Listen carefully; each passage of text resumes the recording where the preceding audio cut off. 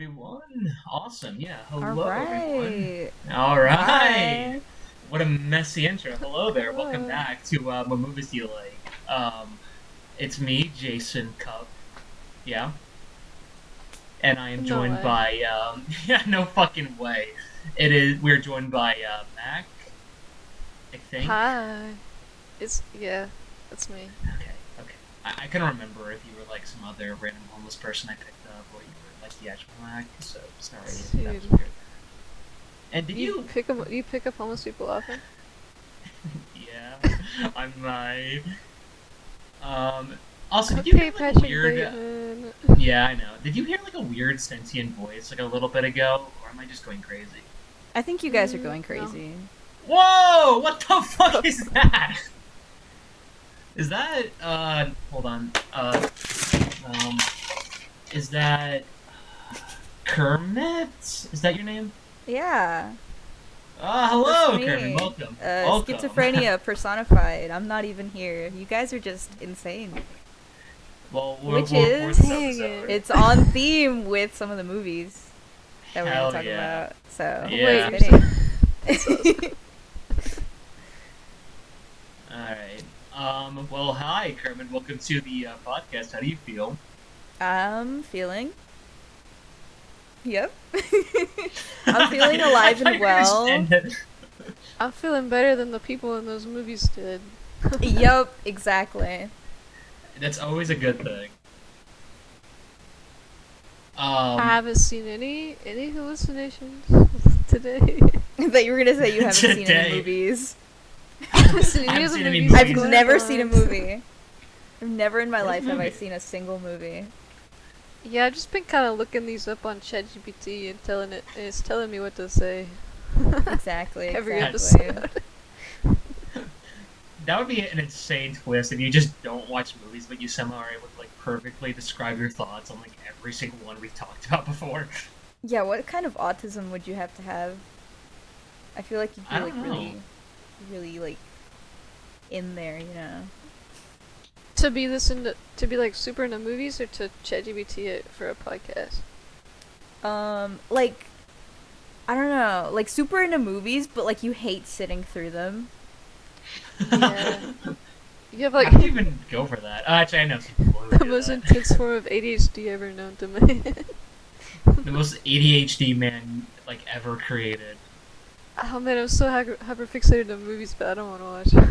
I don't want to watch them. You think I want to watch movies? Bullshit. No, that's kind of real though, cause it takes me forever to actually watch some movies. I'm just like I don't want to yet. I'm not ready. Just do what I do. Dedicate a day to split screen multiple and play them all at 1.5 speed. That's a good point. I think I I get watched killed by Perfect saying Blue that. yesterday at like 7:30 p.m. But I watched Shutter Island like a month ago. That's because you watched it before you even picked it for the podcast. Yeah. Yeah, you I really also only watched picked... Train to Busan like a couple weeks ago. Man. That might have Man. been before I edited the audio. So, Kermit, why don't you say something about yourself? Show the audience who you are. Okay, well, I'm me. Yeah. 5'3", Latina. I don't think goth they care girl. about that. Okay, they might care about that. Okay, I Yeah. care about that. I may be married to a man, but I am here for the women. Kiss, kiss. Yes. So yeah, that's all there is, really. Hell yeah. Hell yeah. Oh, that's kind of awesome. Fucking awesome, dude! Yeah, Kermit's been a good friend of ours since, like, 2020, so, like, 5 years ago. Fucking Christ, what the hell? We're really old. Yeah, maybe We're, even like already before really COVID, decrepit. right? Was it like 2019 or was it 2020?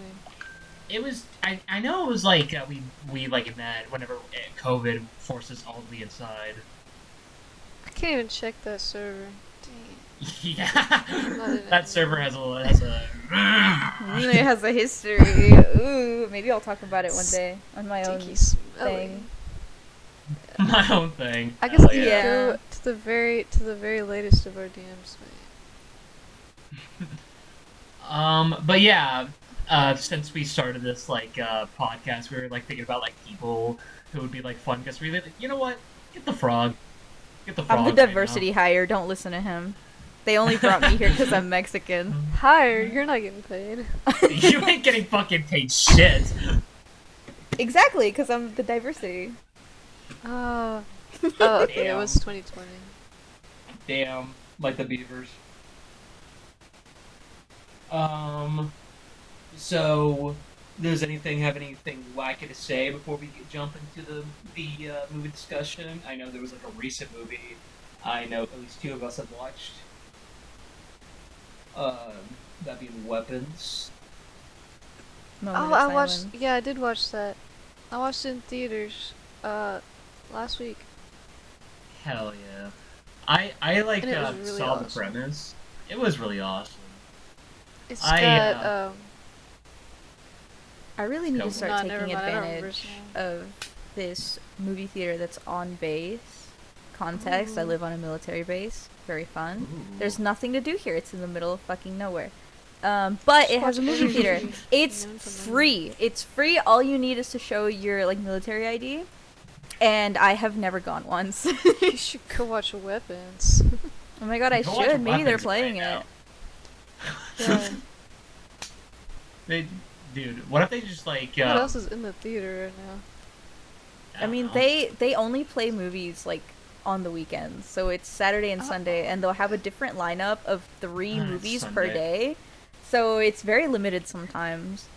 And I they hope don't it's just, always like, have the the newest craziest movies trio. until like maybe a couple weeks after they come out. So I don't know. I'll see. I hope it's like the craziest combination, like My Neighbor Totoro, Solo, and Happy Feet. I can't think of Wait, another They're one. not that Any old. movie theater ever. Like you want to watch Thinking, Solo like- and Happy Feet? Yes, I'm Happy Feet. Dude, I love. That was a Happy Feet. nightmare. Great movie. 10 out of 10. Just watch Happy Feet twice. Did you say Happy Happy Feet's a Feet. nightmare? It is a nightmare. No, it's What are you scared not. of penguins? No. Scared of feet? Yes, you got it. You know what? Yeah, that's valid. Actually, do you Um, think it had okay. the opposite effect on some people? Do you think that was I someone's hope he's- like awakening?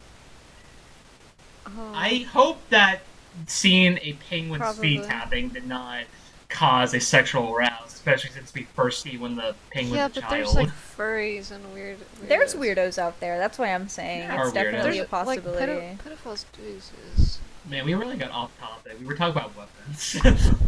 Yeah, and now we're Um, talking about, you know. Penguin feet. Yeah. I mean, I also Uh, watched Jurassic World Rebirth and Superman in theaters. Oh, how was Superman? Superman was awesome. I don't know Well, a you met him dang thing about personally? Superman. Yeah, he was really Great. nice. He He showed gave up you to the high theater. five. He gave everyone like a thumbs up. Yeah, he said, "Hey guys, don't be evil," and I said, "Okay, awesome. Thank you, Superman. I Thank won't you be so evil." much, Superman. Oh, and I saw the Fucking live awesome. action How to Train Your Dragon too. I thought you already mentioned this last episode. Maybe I'm just Yeah, I think I crazy. did. I think that. Yeah, they did. I just saw it on AMC. I didn't Hell watch it yeah. at AMC. I watched it at Cinemark. I've But I heard watched good it love things last about Cinemark. night. Superman movie. Dude, there's this Cinemark, but it's like an hour and a half away. But it has like fancy recliner seats. And it's so awesome.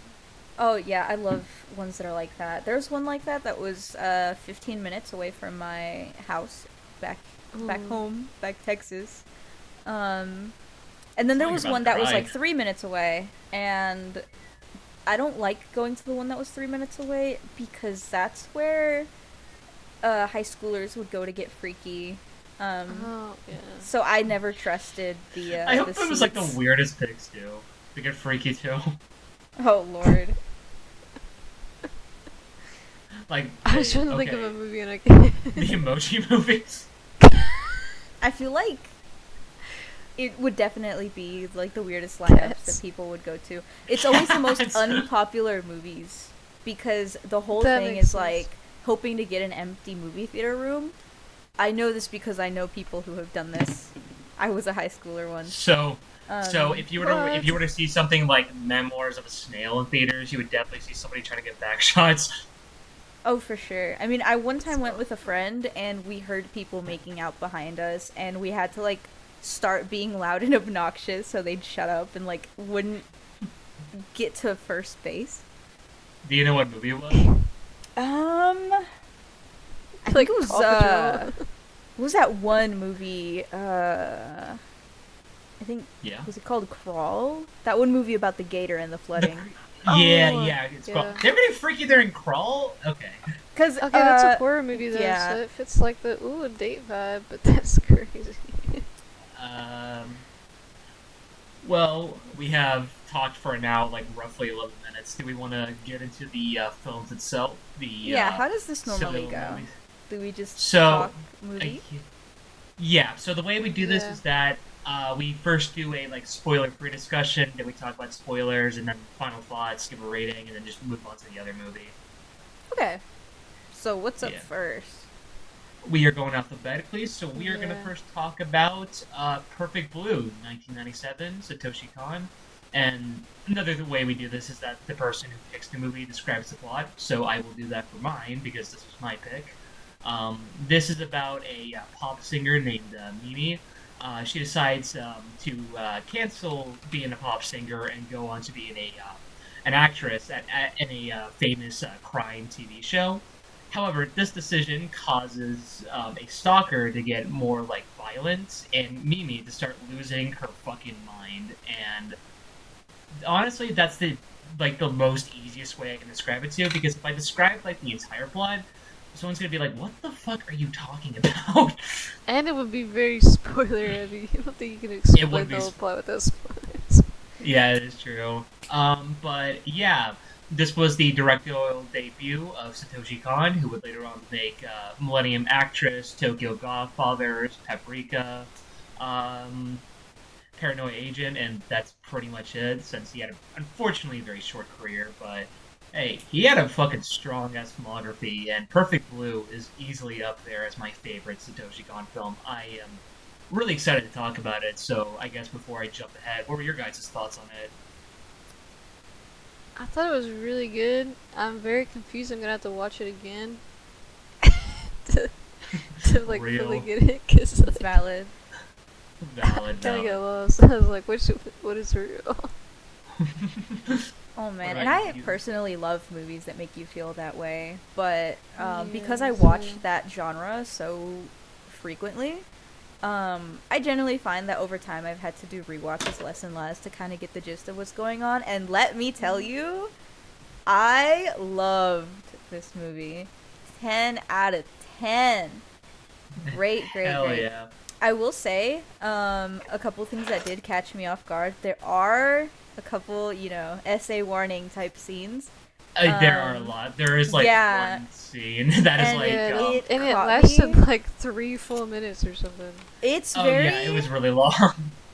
Yeah, it's very oof. It's one of those where giving an essay warning isn't enough. Like you need to like go on and say it's like a descriptive scene. It's really Yeah.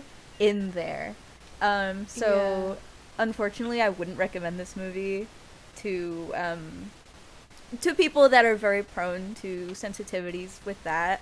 But if you hear that warning and you're like, okay, that's still something I'd like to see. Not the scene itself, but the movie as a whole. just, Um, just that scene. We're not even interested. But Yeah, look up Perfect Blue. Blue.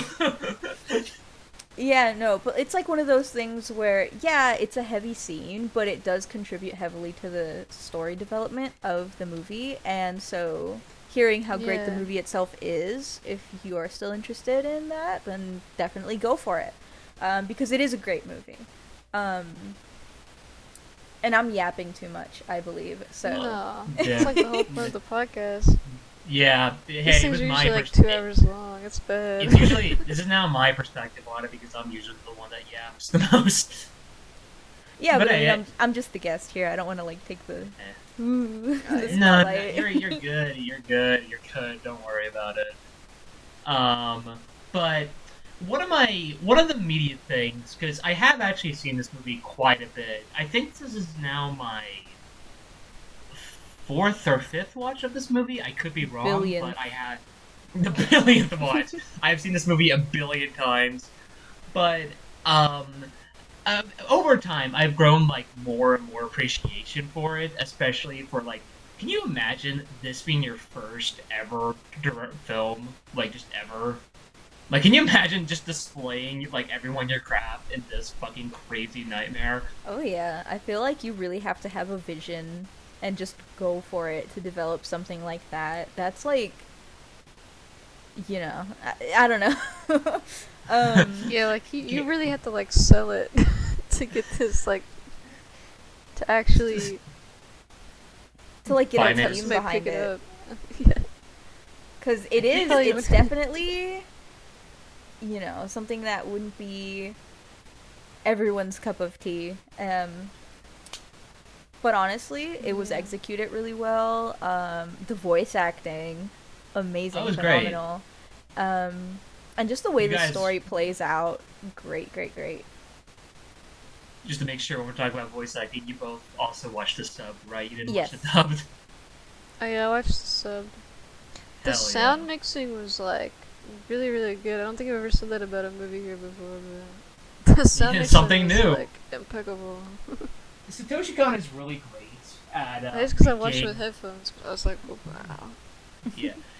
He's really great at making everything feel like very grounded. Like even in like something like Paprika, which is meant to be like big, bombastic, and devoid of reality.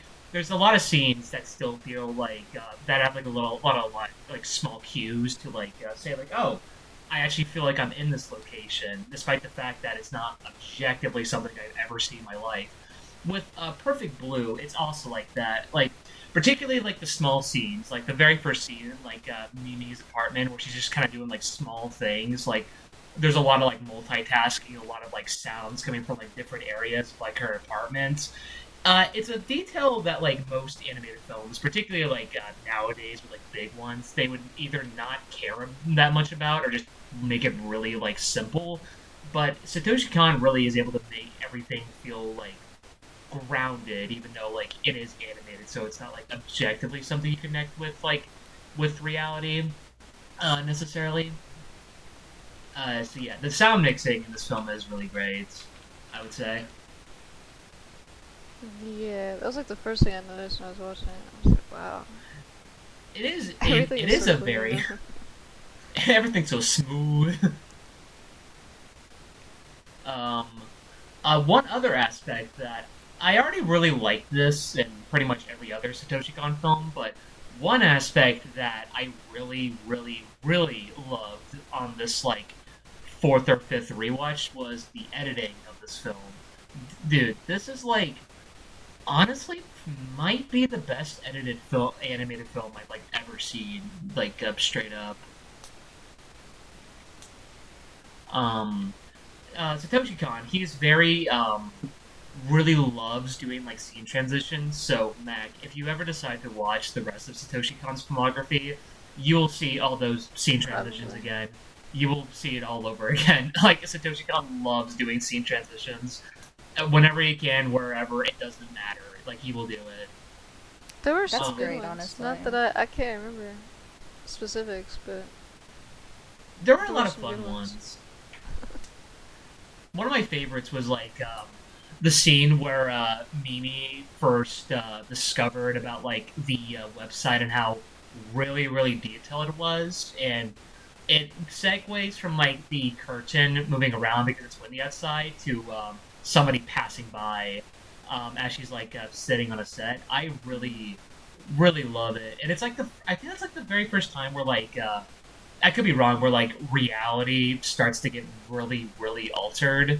I could be wrong. To be fair, this rewatch was like at a really late time for me. But what do you guys think about the editing?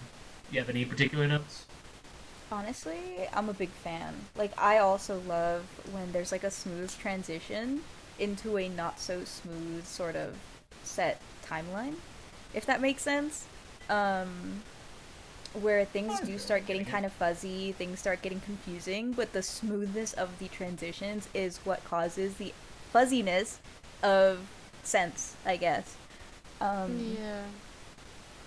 I think it adds a lot of charm to the movie and is what makes it so confusing for some people. Um, and I just like that. And you said that's something that what's his name again? um, Satoshi Kon? Satoshi Kon? yes. Um, I love when people just generally have like things that they like to put in their works, and I'm honestly looking forward to watching the rest of his works. You have seen another one. We watched Tokyo Godfathers together. Oh, that's right. I love that movie too. Yeah. So yeah, I feel like you like the rest of his stuff. And it's funny because Perfect Blue is easily his most graphic film. Like literally, the rest of his films are nowhere near as graphic as this. In fact, Millennium Actress, the film he made after that, is rated PG. So like Perfect Blue. He was like, okay, maybe this scene is a little too crazy. I should reel it back a lot for the next book. Yeah, I mean, there's a lot of adult themes, but they're not like explicitly shown like that. That big scene in Perfect Blue, Oh, obviously. Lord. And then it looped back around later.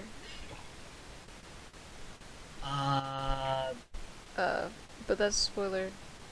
That's for the I was gonna spoiler say, discussion. I was gonna say, I think you might be referring to the spoiler thing, but that's all good, brother. Yeah. I mean, we're But- being really Without that, minimal yeah, but just about saying the that details. really gives nothing. Yeah. Hey guys, it's like when this one scene got referenced again. Nobody knows what scene you're talking about if they haven't watched it. We're just really cautious. That's all. Who was the editor I was again? just gonna Unfortunately, leave it there. I was so busy today that I didn't have enough time to look at the cast. Right, the editor. His only work was Satoshi Kon. Huh? Interesting. He's like But, his editor. That is true. That is really true. But I've been going on a bit. Does anyone want to segue to another thing they liked, disliked, or just anything to talk about with Perfect Blue? Anything you particularly like to talk about, Mac? I really like the. I don't know. I guess like set design. Her room was like awesome. Her room is like full of stuff, which is like a lot to animate. Oh But- yeah, I imagine it must have been a bitch to It like was like animate. covered in trinkets and everything. It was like Hazbin Castle. She had a fish tank. She had little tetras in there. The website looked really cute and made me want to make websites again. Hell yeah. I guess that's like my only real I think like. that after another watch, I will gather the plot more. Hell yeah. I think like the only real like because you were kind of segueing into like with like the animation. That is like the only small, really tiny issue that doesn't really affect anything. But one thing I keep noticing every watch, I do notice, and I don't blame Satoshi Kon at all because this was like his first film. I noticed like how a lot of the background for like the scenes that require a lot of like background characters, they don't really move at all. They just kind of like stand around. Yeah, there's like one point where the fish are just like sliding up and down. But I thought it was cute. I thought it fit the vibe Yeah. of Like- like, are they real? Are they really moving like that? Are they fish? I doubt it. They were in a But- tiny tank and there were a lot of them, but the tank was very nicely planted. I like that about the movie. The tank looked nice. The tank was awesome. Yeah, you guys can get into that because you both If it was love. bigger. Oh yeah. Mm-hmm. They were what, neon tetras? I think. Yeah, Yeah, I've had there's- some before. There's neons and then there's Those are cardinals. They look really similar. Yeah, they were big, so they could have been cardinals. Yeah. Considering how easily they died, though. Yeah, probably Maybe neon. neon. Like, like disease of injured died. Dude, they got is hit there- or something. Yeah. They got the big. They got the big. Look at the big one. The big. The most they lethal got the- disease known to fish. Yeah, they probably got got sick with the big and that. they got the Tom Hanks comedy and died watching it. Yeah, she forgot to feed them like one day, so they probably got ick and died out of spite. Dude, they got Ig, they got Fuck this shit, Finrod, they man. got Dropsy, all just out of Yeah. spite. Everything They could get. exploded just because they felt like it. They exploded. Yeah, But Um, I but had honestly, it neon is. Tetras, they like bullied each other, and it's like you guys have plenty of room. There's an odd number of you. You guys shouldn't be like bullying each other like this. They do it for the love of the game. But yeah, it Yeah. is always I don't know, like a thing of mine where I notice like, oh man, that tank's too small. Oh man, this, that, all these little nitpicks about like fish tank stuff, because I do own 2 fish tanks, a 10-gallon with 2 African dwarf frogs and some shrimp, and then a 36-gallon community tank with Corridoras, Coolie Loaches, and some mollies, which is great. And also shrimp. You can never have too many shrimp. Shrimp. I have so many shrimp. Oh Like yeah. a 10-gallon, and I have Ember Tetras. They're in a 5-gallon right now, but temporarily until I can move my bigger tank here and put them in it with the shrimp. Oh yeah. I always have really awkward moves because I prioritize my fish above all else. Hell Like yeah. I've literally That's set up nice. my fish tank on the floor, like fully set up, just so they can at least be in there. And then drain it, put it where it's supposed to go after I get like furniture moved in, etc., etc. But yeah, so honestly, not surprising that her fish died. I will say it was probably an ammonia spike or something, but it was very, Probably very 'cause well that tank was planted. little. Yeah. That's all the commentary I have, really. It was a simple fish Hell. tank. I like the look of it, but yeah, definitely. If anyone does decide, ooh, that looks nice, I should get a fish tank like that, get a larger one. But yeah. For That's like your PSA. 20, it was like, I don't know, 15 If or you- 20 Tetris. If you have watched this movie So you and got you 'em in, think like, the a message thing is of, about like, 5 Mimi, gallon you watched the cubes. movie wrong. Yeah. If you want a movie Um, with a really big, Okay. spacious fish tank that's good for the fish, what's that movie? Watch Moon Knight. Oh. It's got a Oh, that Watch huge, Finding like, I don't Nemo. know. True. I thought that's what you were gonna say at first. I'm not gonna lie. I thought you were gonna say Finding Nemo. No, if you want a show Um, with a good fish tank, watch Moon Knight, because he's got like 40-gallon with this one goldfish in it, and it's like, that's awesome. Hell yeah. What do you guys think about the score for this film? It was super good. I really liked it. What about you, Mrs. Kermit? Big fan, big air conditioner even. Whoa. Yeah. Let's fucking go. Let's go, dude. I don't really know what else to say. There's still some stuff Damn, this was the only score they did forever? Holy shit. That's crazy. Sorry, I'm looking at Is he the... gonna blow I'm- up after this? He just got killed. I thought that would have been like after that film, like Satoshi Kon would be like, okay, you're composing the rest of my filmography. I don't give a shit what you're doing. Huh? That's the only score they did. Well, yeah, I love the score for this movie. I love how like it's kind of like a slow progression and like because like at the very beginning there is like fear mainly within Mimi, but like the soundtrack kind of conveys in like a very like small way because like a lot of the beginning music is just like dun dun dun dun dun dun dun, and it's just like that loop for like a minute straight. Never gets annoying though, but it's just basically that. But as the music, not the music, the plot gets more crazy, which unfortunately it's one of those things where we're gonna have to you're gonna have to wait until we get to the spoiler discussion, folks, because we can't really get into the plot all too well without spoiling anything. But back on topic, the music gets more crazy and like more, I'd say even anxiety-inducing as like the film itself gets into those elements. Mainly with the main theme called was it Virtual Mama or like something else? I think it was Virtual Mama. The one that like plays at like the end of like the chase scene for you two to get a reference. Oh, okay. Virtual Mama. That's awesome. I think that is. Let's see. Or is it virtual? Yeah, it's mm, Would not it not be like Mama, but virtual Mima, like the character?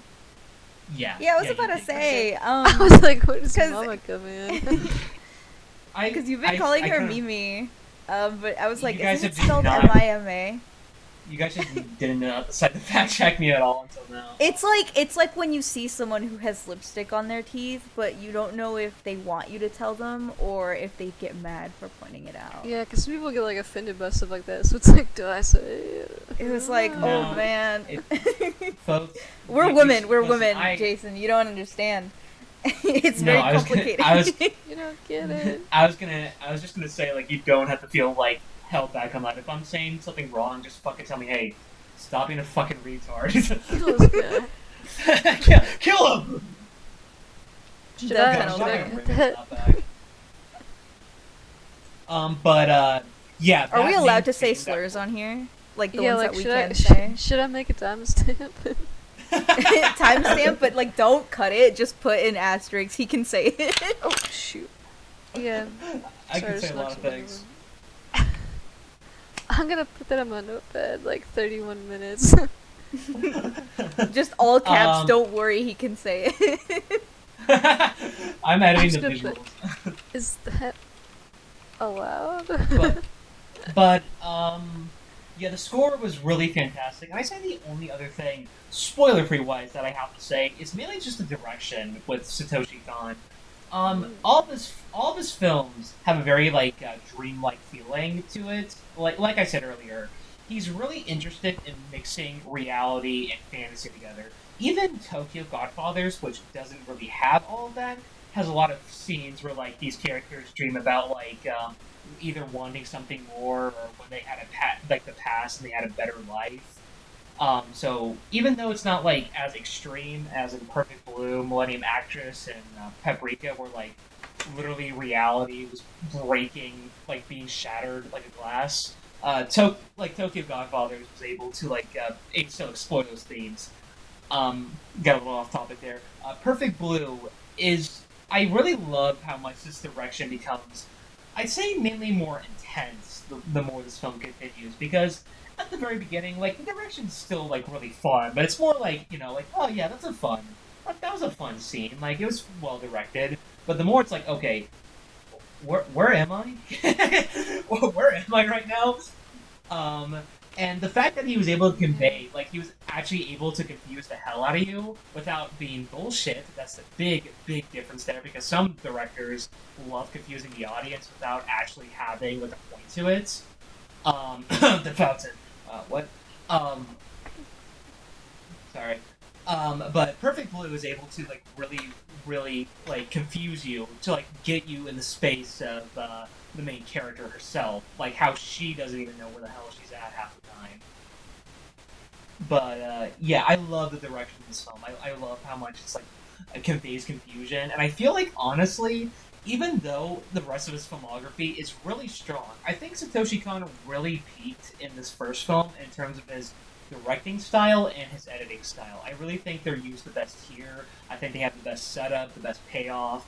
I just think, like, overall, he did, like, a phenomenal job just really, like, getting into, like, how the film should be visually expressed.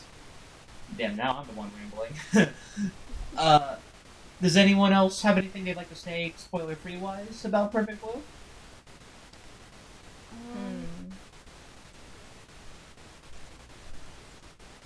Spoiler free wise, I think. Nothing. We got absolutely nothing. Spoiler free. I'm thinking. Give me a second. I'll let you think. Don't worry. Oh, you are a damn thing.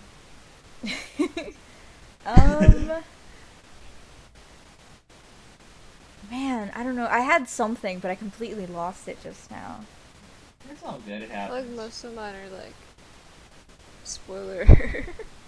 Alright, how about we just get into spoilers then? So, hey there, We've been going folks. for like 20 minutes on spoiler free anyway, more than that. We usually do that anyways, yeah. Hey, folks, listen to me, okay? We're gonna be spoiling the shit out of Perfect Blue now, so if you still, if you haven't seen this movie yet, which I would recommend you do, skip to this timestamp right now. Otherwise, we will be spoiling Perfect Blue now. 3, 2, 1. Spoilers. Go on ahead. Say whatever. Awesome. Okay, so like that essay scene. First of all, whenever I was watching it, I was like, "This is for like TV. This is like filmed for TV." It's like 2 or 3 minutes long. Is that allowed? I feel like that wouldn't get past the. They must have different. I imagine there was, like, in the ad. What's allowed on TV? I imagine in the TV show, just end there for like 30 seconds. Like that whole emotional breakdown she had after that scene. But now that I'm thinking about it, Game of Thrones, but it's HBO, so it's slightly different than TV. Yeah. It was like on live TV, but it's its own thing. But still, I was like, is that? Can they just have a scene that crazy for that long on? I mean, live TV. Well, not live TV, but I feel like the purpose evening of that TV. scene being so long was to demonstrate really how breaking it can be for a character. Yeah. Especially since we're in the spoiler area, it does end up diving into a dissociative identity disorder, and a lot of the time that sort of stuff is genuinely caused or enhanced by traumatic events. So I guess in the show, not in the movie, but like in the show that she was an actress in, I guess it was meant to sort of, kind of really put you in her shoes to show why. That way when it's revealed, oh yeah, it's, dissociative identity disorder, and she copes by telling herself she's this or that or whatever, then it kind of hits you like an, oh, that makes sense kind of moment, especially if you know anything about the disorder. Which is something I really liked. I love when it actually makes sense and they're not just throwing out labels.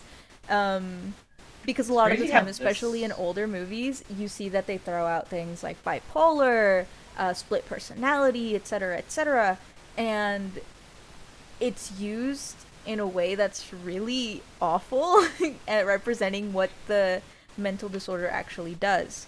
So I do think that they represented it really, really well. Yeah, it kind of threw me off guard whenever she pulled out DID. I was like, in 1997?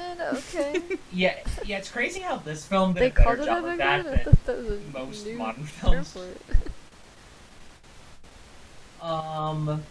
Oh, So, but then, go towards like one of the, scenes towards the end where she's fighting, what is his name? The Me Mania guy? That like, stalker I know fan guy? I know what you're The talking Stan? about. I gotta remember the name. Mania, I already said it. Yeah, that's literally his Alright. He name. doesn't have like an actual name. Because you know how her name is Mima? His is Meme Mania, because it's Mima in the Yeah. first 4 letters. It's, yeah. Cute. Haha, well, it's Clever. cute But, like, couple.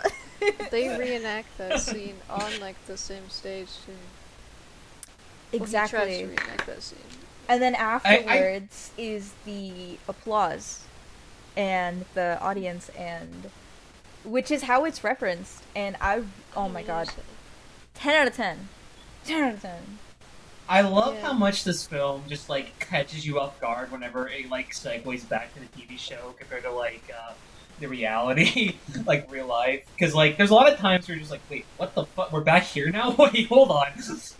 And that was one of my favorite moments where like she's just staring at like her like the corpse, and then all of a sudden just like the lights get up and she's like everyone's applauding her like, yeah, let's fucking go.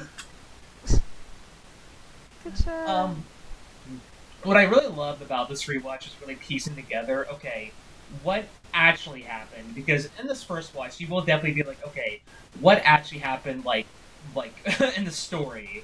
Because there's a lot of moments where you're going to be like, okay, so was that real? Was that scene like actually happening? Or like you won't really like understand a whole lot of it, but I really love piecing it together and how like sometimes it had to do with like characters manipulating Mima, like her manager Rita. Like you can paint a lot of scenes to her just manipulating Mima. You mean Rumi? Did you Yeah, call her Rita? dude, I haven't been had the time You're to do so the good research. with names. Yeah, Yeah, it's Japanese like lady named Rita.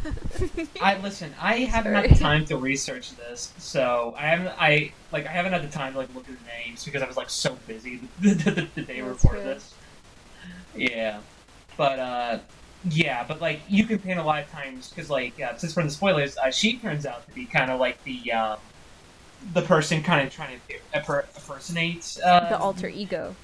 yeah, Yeah. the alter ego. So like, there's a lot of scenes where you can be like, oh, so the reason why she feels like she's losing her mind is just because her manager is trying to, pretty much destroy her mentally. Preying And on your downfall for real. I mean, Yeah. she already has her downfall mostly. That's why she didn't fucking die at the end. Well, I mean, I thought she's for sure she was dead when she got her like entire gut stabbed with the glass. That's I was what like, I oh, she's mean. dead, and then she got up, and I was like, what? They should be falling out. I guess I can also segue this. This is probably um one of the most violent animated films I've ever seen, and the carnage is not even like spread. It's like very like little. Like there's only like four deaths in this movie total, but they're all like so fucking violent. Yeah, it was kind of bloody. Like particularly, I think one of my favorite scenes of the film is when the photographer gets killed. Like holy shit, man, that scene was so fucking insane. Yeah, everybody that died kind of deserved it anyway. So.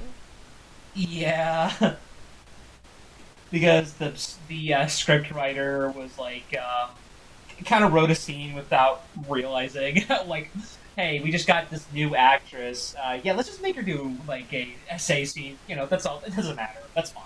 Yeah, he was like, yeah, this is what the plot needs. Like the only thing he worried about was the manager. which actually brings Well, me the to one manager of the let things it I was happen. gonna say beforehand, in terms of like the pre-spoilers.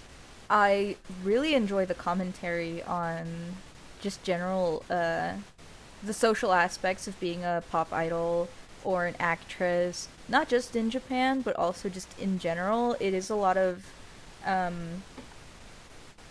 or what was I saying? It is common with a lot of actresses where sometimes when they're still really small, um, they're made to seem like that's all they are. Um, and the only way of becoming a bigger actress is expanding outside of their comfort zone, which don't get me wrong, that can apply in terms of, oh, well, I usually only do this genre, but I'll do this one instead, and it ends up working out for them.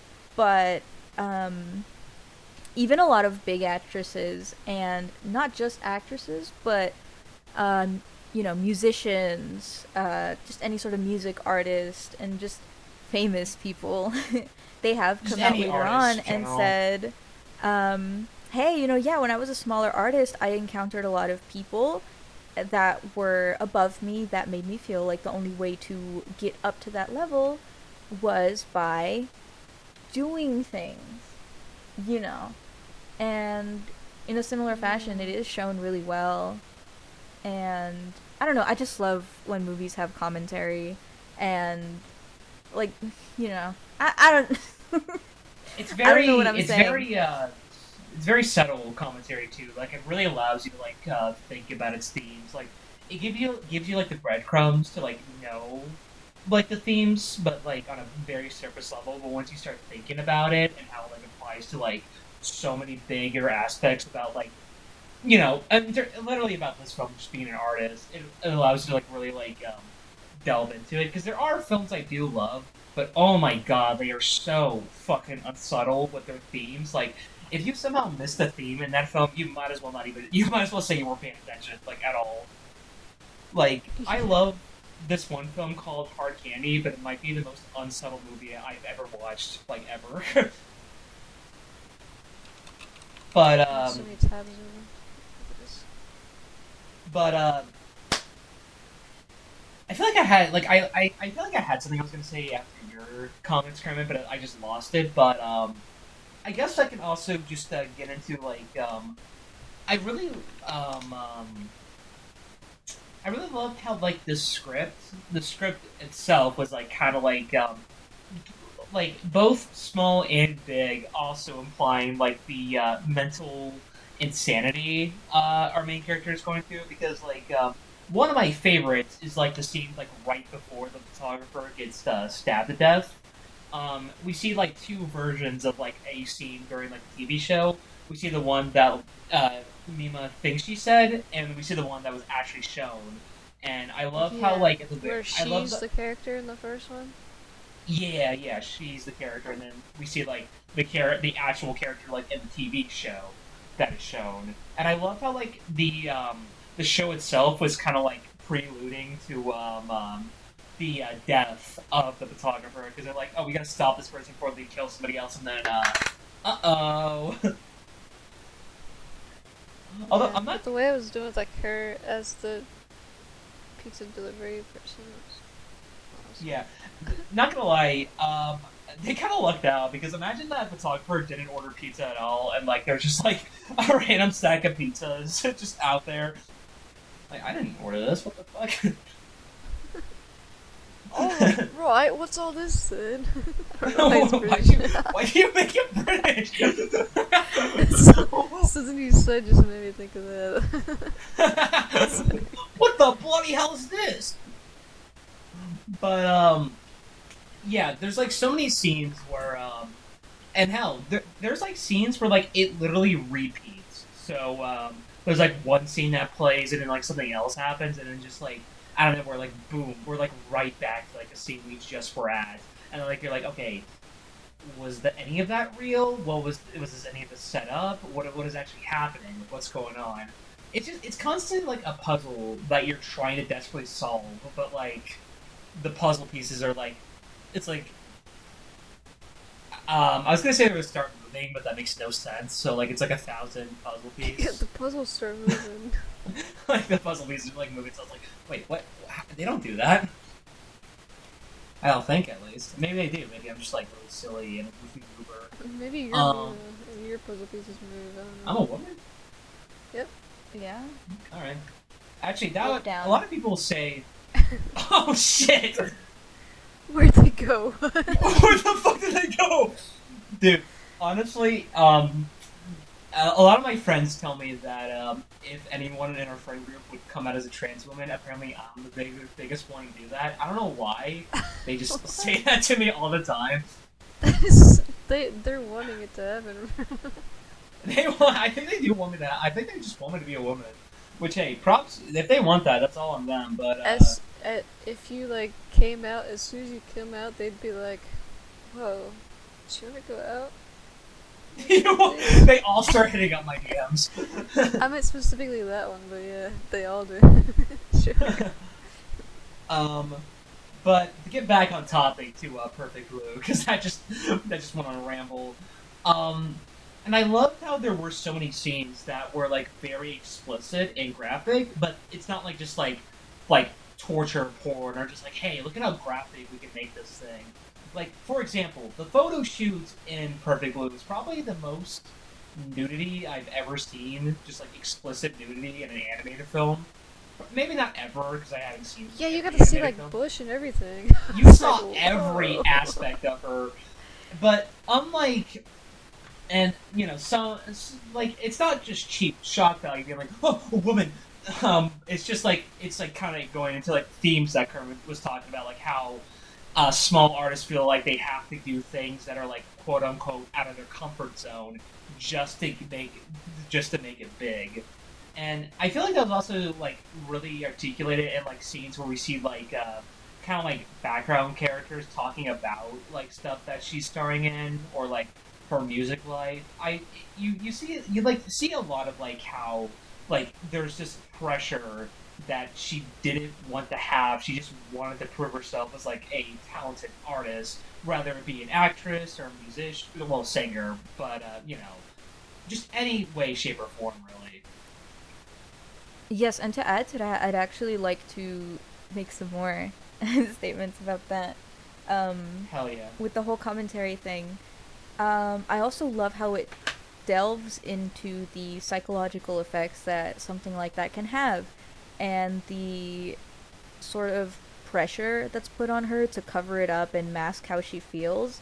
And when anyone asks her about that, like, hey, are you sure you're comfortable doing this? And she's like, well, yeah, because, this and that. She doesn't want to let down the people that are, you know, doing so much to make her more known, I guess.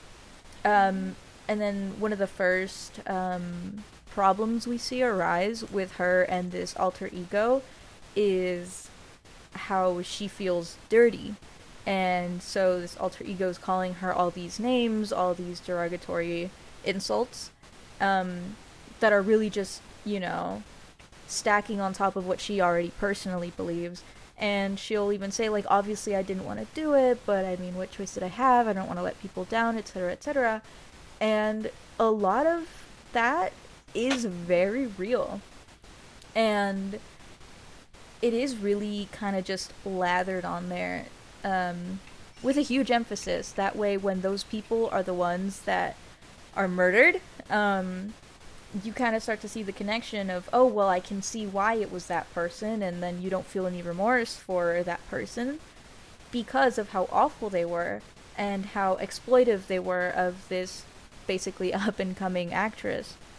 Um, but yeah, I really love when there is that sort of deep dive into seeing that spiral and how drastically it can affect someone. Because in real life, you don't see in depth, actresses and singers and artists, they don't really show that to the public. And the most you'll get is, seeing on the news or online an article written about them like, oh, hey, they took their own life yesterday.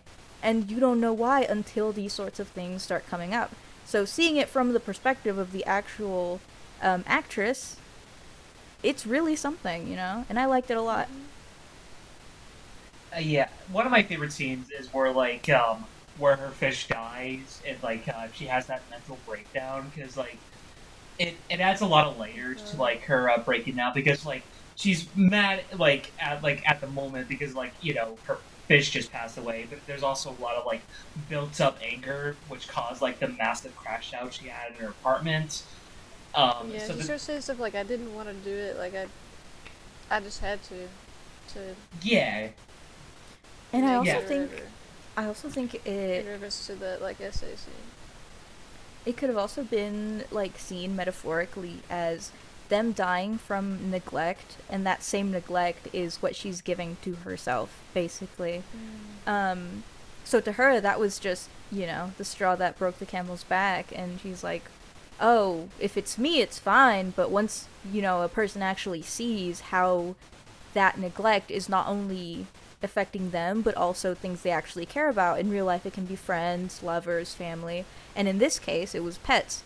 So when her pets that have previously looked like they were thriving, albeit in a small tank, to see them die because, she was neglecting feeding them. When a previous emphasis in the movie was that she always gets their favorite food, the higher quality, because she loves them.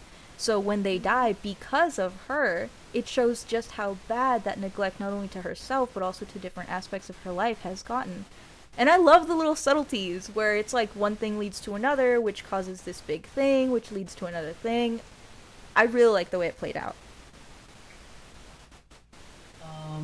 I guess one of the only other big things to talk about is the what do you guys thought about the big plot twist revealed at the end? It definitely was something. And it was a really good plot twist. It was executed really well. And I love the little moments leading up to it where you realize oh, hey, that reflection is built kind of kind of Why thicker than are the actual Inflection's character. eyes so far apart?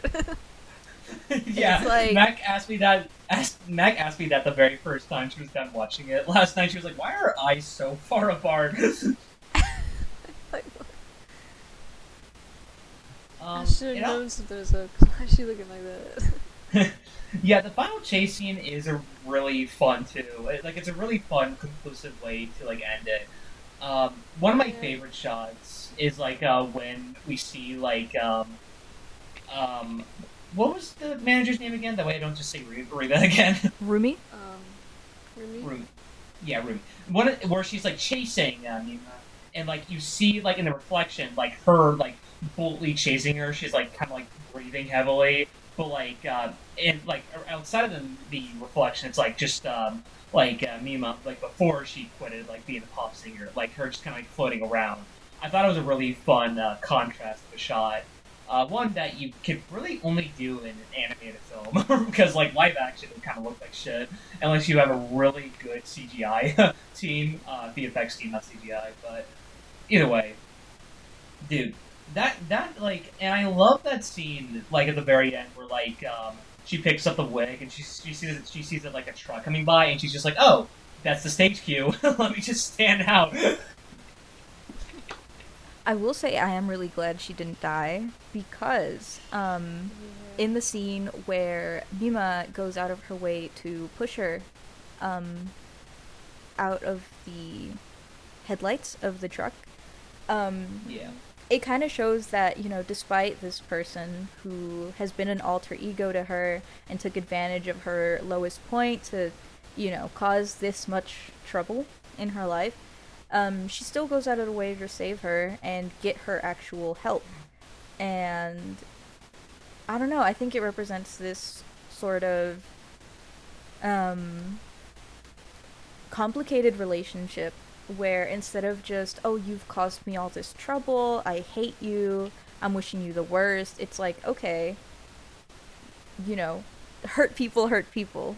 So her suffering came from delusion. And so as Mima was spiraling into her own delusions and her lack of understanding what was real and what wasn't, I guess there was sort of an understanding of like, oh, you're just not well. And so it wasn't like a hatred, it wasn't anything malicious, it was just a sort of understanding and like wanting to help her when she could not help herself. I don't know. Maybe I'm just talking out of my ass, but I really love looking into any sort of good points. metaphorical meaning or implication. And I really do like to think that there was something implied with her saving her instead of letting her kill herself, especially since she was seeing herself as that alter ego at the time. Anything you'd like to mention, Mac? I kind of feel like you've been kind of the quiet one for the spoiler section. Oh, shoot. No, you're not. It's not a bad thing. It's just like Kermit and I, we've been like going on these big rambles, and you're just kind of here at the sideline. I'm just kind of agreeing with everything.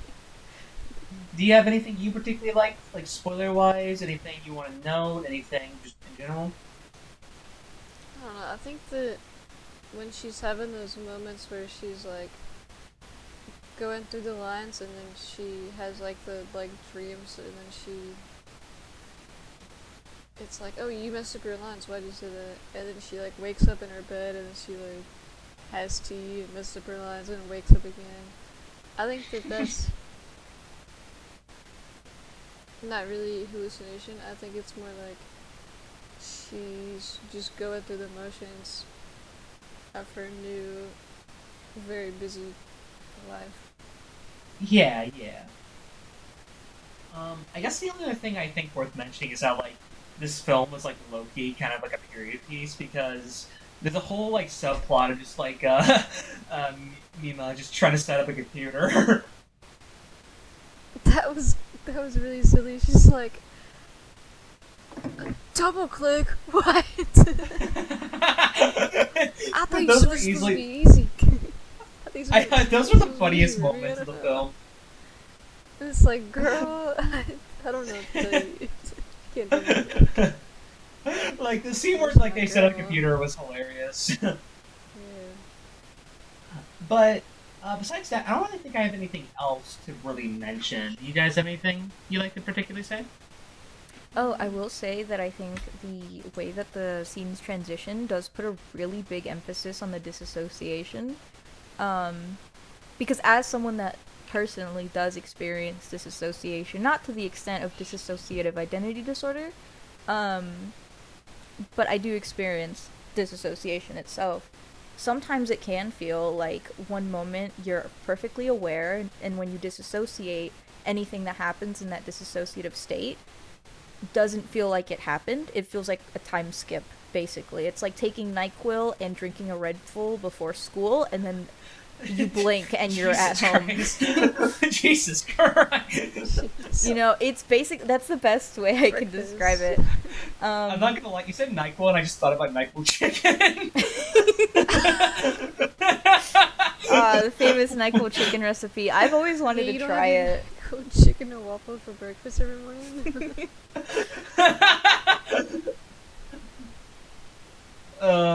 Alright. Anything else you guys like to mention? I think that just about is everything I have to say. Mac, any commentary, queen? I think that's probably about it. Alright, let's move on to the final thoughts. So, overall, Perfect Blue, I think, is an absolutely phenomenal film. It is really interesting in its direction and editing. It borderline kind of tells the story itself. The characters are very engaging. The overall world is built up in a very creative and very intelligent way.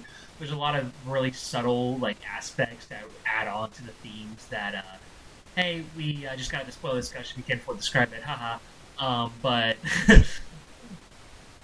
but yeah, overall, this is a truly phenomenal animated film, which is crazy because this came out the same year as like Princess Mononoke. So like 1997 was just like a Oh. goated year for like animated films. Dang. Alright. Yeah. I like Princess Uh, Mononoke a lot. What were your guys' overall thoughts on Perfect Blue? I thought it was very rewatchable. I really enjoyed it. I think it's like it's got the same vibe as American Psycho, and that's like my number 2. So Hell yeah! I thought it was awesome. Number 2 What because about- it's the shit.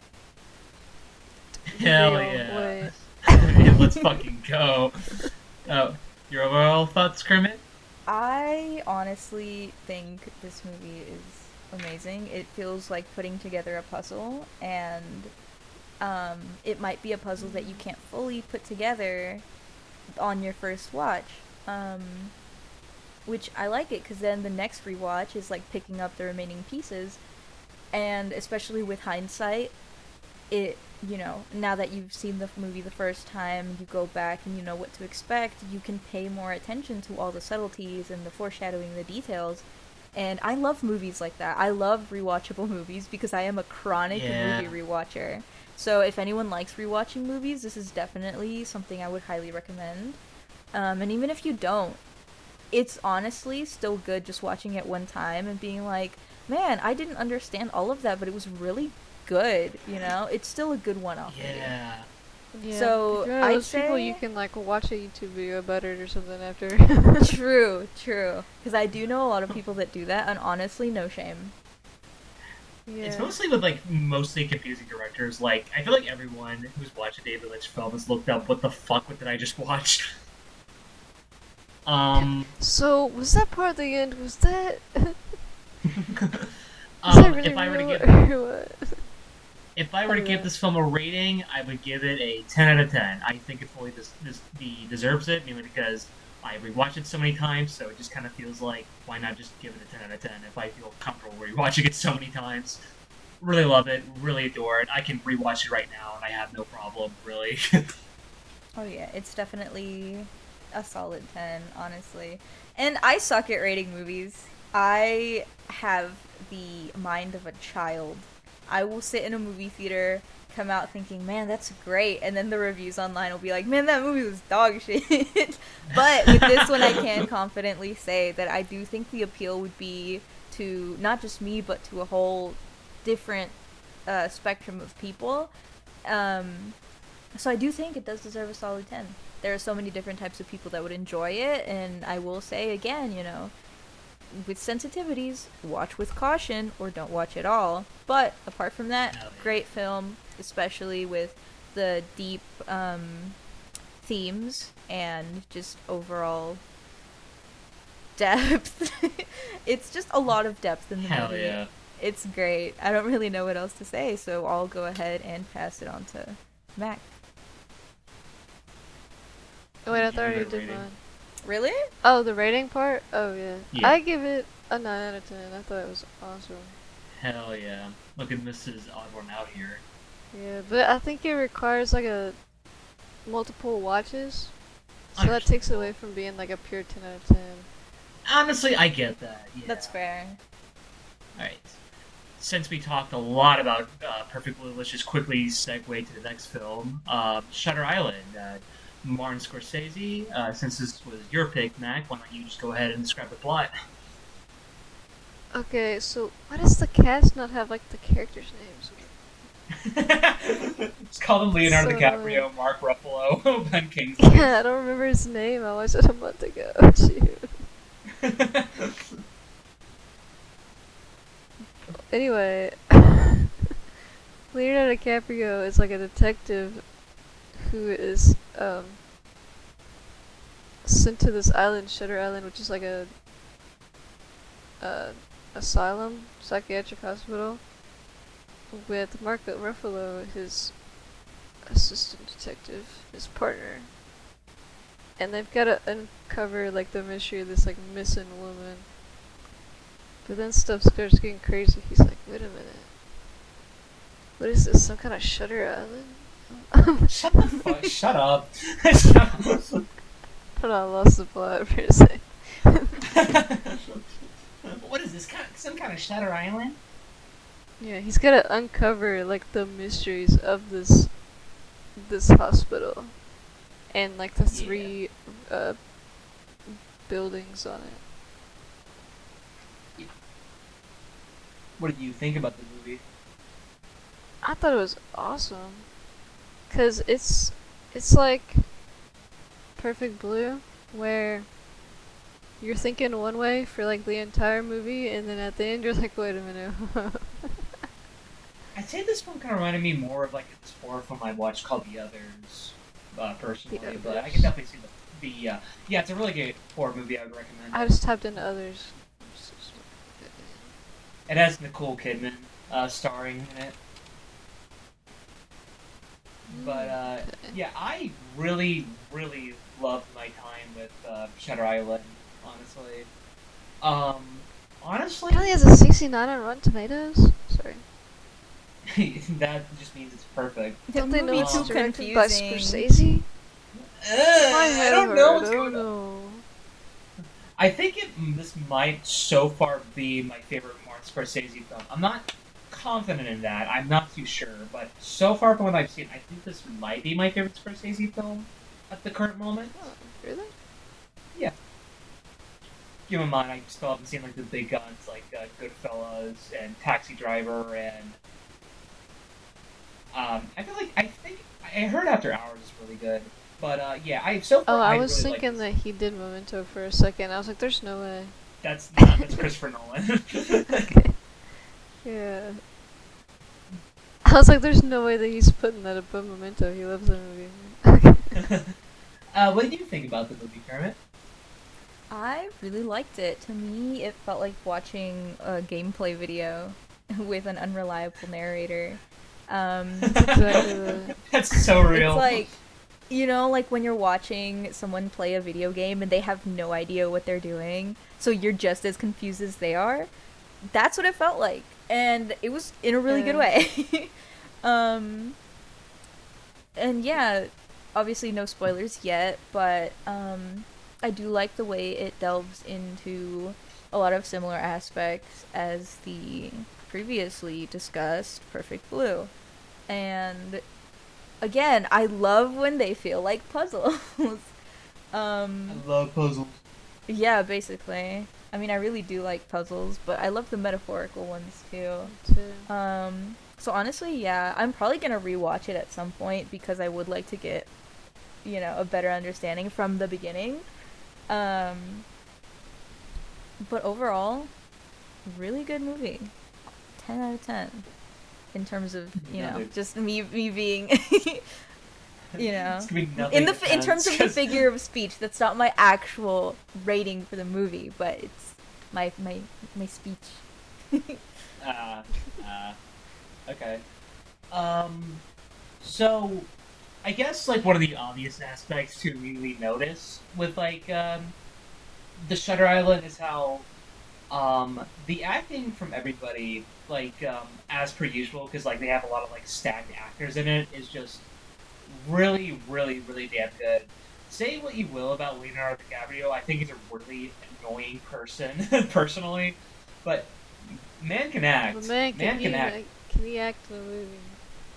Yeah, man can act the hell. I feel like I don't think I've ever seen a movie where he's not doing like at least a phenomenal job. And like bro was cooking ever since like What's Eating Gilbert Godfrey, which we've already discussed on the podcast, but that's um but here, Shutter Island, it kind of felt like Leonardo DiCaprio just keep doing what he does best, just like every scene he just perfectly articulates like his character, and I can express that with everyone here. Ben Kingsley, a really good job.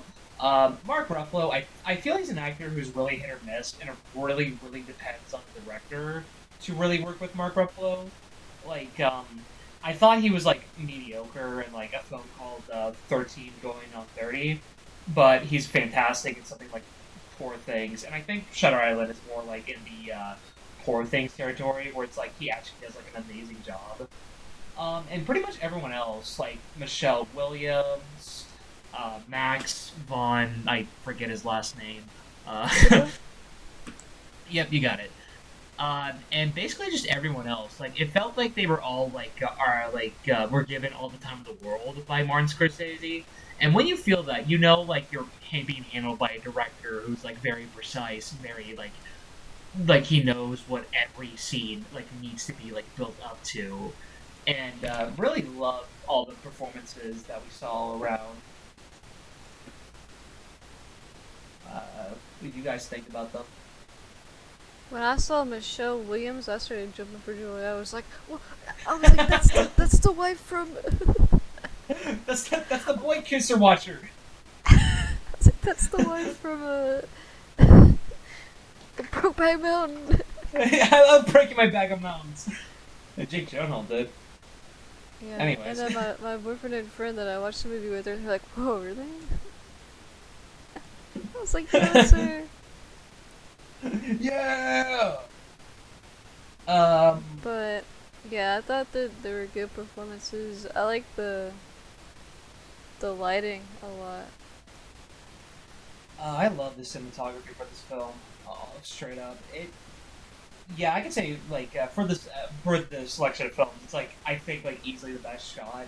Like Robert Richardson, he's really good at detail within his film, like within his shots, because there's a lot of like films where it like every detail, like the colors, and the lighting, and the scenery just pop out. And Robert Richardson just really allows you to like take in every scene. There's one particular shot I fucking love, but I can't say it because it's so fucking spoiler heavy that I just can't right now. I'll mention it later, but not right now. Oh, I think I know. How about we pass the microphone up to you, Kermit? Yeah, we've been kind of going off for a bit. Me like movie. Very Yeah. good movie. Yeah. But yeah, some of the things I really liked about it were, I don't know. Hold on, my She doesn't- brain just blanked. But yeah, the acting was really good. Very immersive, I will say. And that's pretty cool, because, I mean, there are some movies out there where you kind of watch them and you're like, yeah, these actors are just actors. But then in this movie, you're like, oh, dude, really feels like their own fleshed out characters with their different archetypes and different roles to play. And another thing I will say, the foreshadowing, because there is a decent little bit of foreshadowing. Yeah. the little hints, the little crumbs throughout the story that lead to the bigger cookie. Amazing. Great. Awesome. Really, really fun screenplay. This Really movie fun makes you screenplay. feel bad for Leonardo DiCaprio, and then you're like, wait, no. And you That's realize, how oh you God, know he it's likes fiction. 25-year-olds. Because in real life, you'd never. You would never feel Yeah. bad for Leonardo DiCaprio. God, You're a good my actor, but girlfriend's turning please 25 shut up. this year. Ah. Ugh. I gotta get It's a like, new hey, one. yeah, your character's pretty good. Outside of it, you don't exist to me. Kill yourself. You're not real. Yeah. You're just in a cage. Which is funny because this was like. Back in the cage. It's funny This too is because the this is like. second Leonardo DiCaprio movie that I've picked for this podcast. Well, to be fair, in like the first one you picked, he was just a child, so like he didn't have It was like. his first movie too. He was like 19 when he made that. Yeah, like he was like not. He didn't have enough time to be annoying yet. Yeah, he was Yeah. in the appropriate age range for the people he dates. Yeah. He but wasn't in this one, but he was closer. than he is now. yeah, When did but this come out? Let's see, 2010. 2010. Oh, no, he wasn't Yeah. really, because he was like 40. Yeah. Never mind. But yeah, and it's funny too because like Martin Scorsese pretty much collaborates with no one but Leonardo DiCaprio. Like ever since their first collab with I don't even actually fucking know the first collab. One movie, a movie even. It might be Kings in New York actually. Yeah, I think it's Kings in New York. Another film he did. But ever since that film, they have done nothing but just do movies together. Like every film after that, Leonardo DiCaprio was a star. Like every single one of them. But hey, it's like not a bad casting thing, especially since like Leonardo DiCaprio is like an actual really good actor. I don't know how it took him just like grunting just to win an Oscar for The Revenant. But yeah, but to get back to like things we haven't discussed yet, I really love this screenplay by I know his first name was it was not Arthur. I don't know who the fuck I was thinking of. Later. Something. Calogridis? Calogridis. Yeah. She made a really, really great screenplay here. Granted, it is based off of like a book, I'm pretty sure, but it's still a really Yeah. rich story that I feel like this like screenplay really expressed like you guys said, like the foreshadowing, like everything feels like it's out of place. Like, why is it like this or why is it like that? Why is she drinking a glass of water even though there's like nothing there? Yeah. Halfway through, you're like, wait, maybe Leo doesn't know a dang thing that he's talking about. Yeah. Dude, it was kind of funny because, like, as I was watching the film, I was like, yo, dude, this music is so hard. Like, who did the music? And it turns out it's all just classical music adapted for the movie. Like, there's not a composer for the movie. Because, like, I was thinking, like, oh, because, like, usually Howard Shore, the composer who did Lord of the Rings, usually he does a lot of Martin Scorsese films. So I was like, oh, Howard Shore really went fucking hard for this. And then, like, I looked and I was like, oh, there's no composer. Cool. But yeah, I love all the music choices for this film. I thought it was really awesome. I don't know how else to describe it. It was just fucking awesome. Really conveys the tone perfectly. And to segue back to like the cinematography, one thing I really loved was the lighting, like certain lighting choices, like how certain scenes are like really, really fucking overexposed. Like even like kind of obnoxiously overexposed even, but they have a point. Like there was a scene where like I like how we just keep calling it. Hold on, let me actually figure out his name so cops stop just calling him Leonardo DiCaprio. Teddy, oh, wait, Teddy I Daniels. didn't find it. Teddy. But Teddy then Daniels. I just kept calling him Leo. Valid. But Teddy Daniels, he's kind of like lying down because like something happened to him. I kind of forgot what. But He had a headache. I think he had like a migraine. Yeah. Yeah, and it starts getting like really bright until like his eyes get into frame, like not into frame, but like they're the only like visible things. I thought it was a really really fun style choice, and there's like a lot of like fun style choices you see throughout also with the editing, but like the editing in Martin Scorsese films are also like really fun. Also really fun to like spot out because like they always have like a scene amount of continuity errors, but like you will never notice them. But yeah, um, I really, really, really love like a lot of this, like how like this style choices for this film. I thought the overall production design. I love how like a lot of it was like itself kind of conveyed like a very like a weird feeling. Like it doesn't feel right per se, and it's done by Yeah. Dante. That's Man, I just love movies that make me feel like a schizophrenic. dude. Honestly, Like maybe I'm him. yeah, maybe I am. Actually, I was gonna say Leonardo DiCaprio. I don't want to date people that are that. Well, I don't know what I'm saying. Maybe I am Teddy Daniels. Um, I was about to say something, but it's like a major spoiler. I know. I had a feeling what you were gonna say too. Like maybe I am. We probably should move on to the spoiler section. Yeah, do it's you just guys kind not? of talking about who made it. Do you guys actually have nothing else to say, spoiler free wise? It's really hard to say things Yeah. that are spoiler free. Yeah, it's gonna be I mean, such I a like funny. I like the set design. That's about it. Just me like me like good movie. Yes, I love yes. the You plot, like- but I cannot talk about it. I love the Not movie yet. with the plot and the characters and the things. Yeah. No I fucking like way. when he Dude, did that. Kermit, it I was have a crazy. crazy movie for you. You should watch The Thing. Whoa. So here's the thing. Should I Whoa! watch it with us? Can we hold But hands maybe during the that blood was one of our testing scene of The Thing? allergies. You missed a lot of those today. I thought she was there for What did you that. say about autistics? What? I said, can we hold hands during the blood testing scene in The Thing? Oh, I have no, not we watched missed The a lot of Thing. autistics.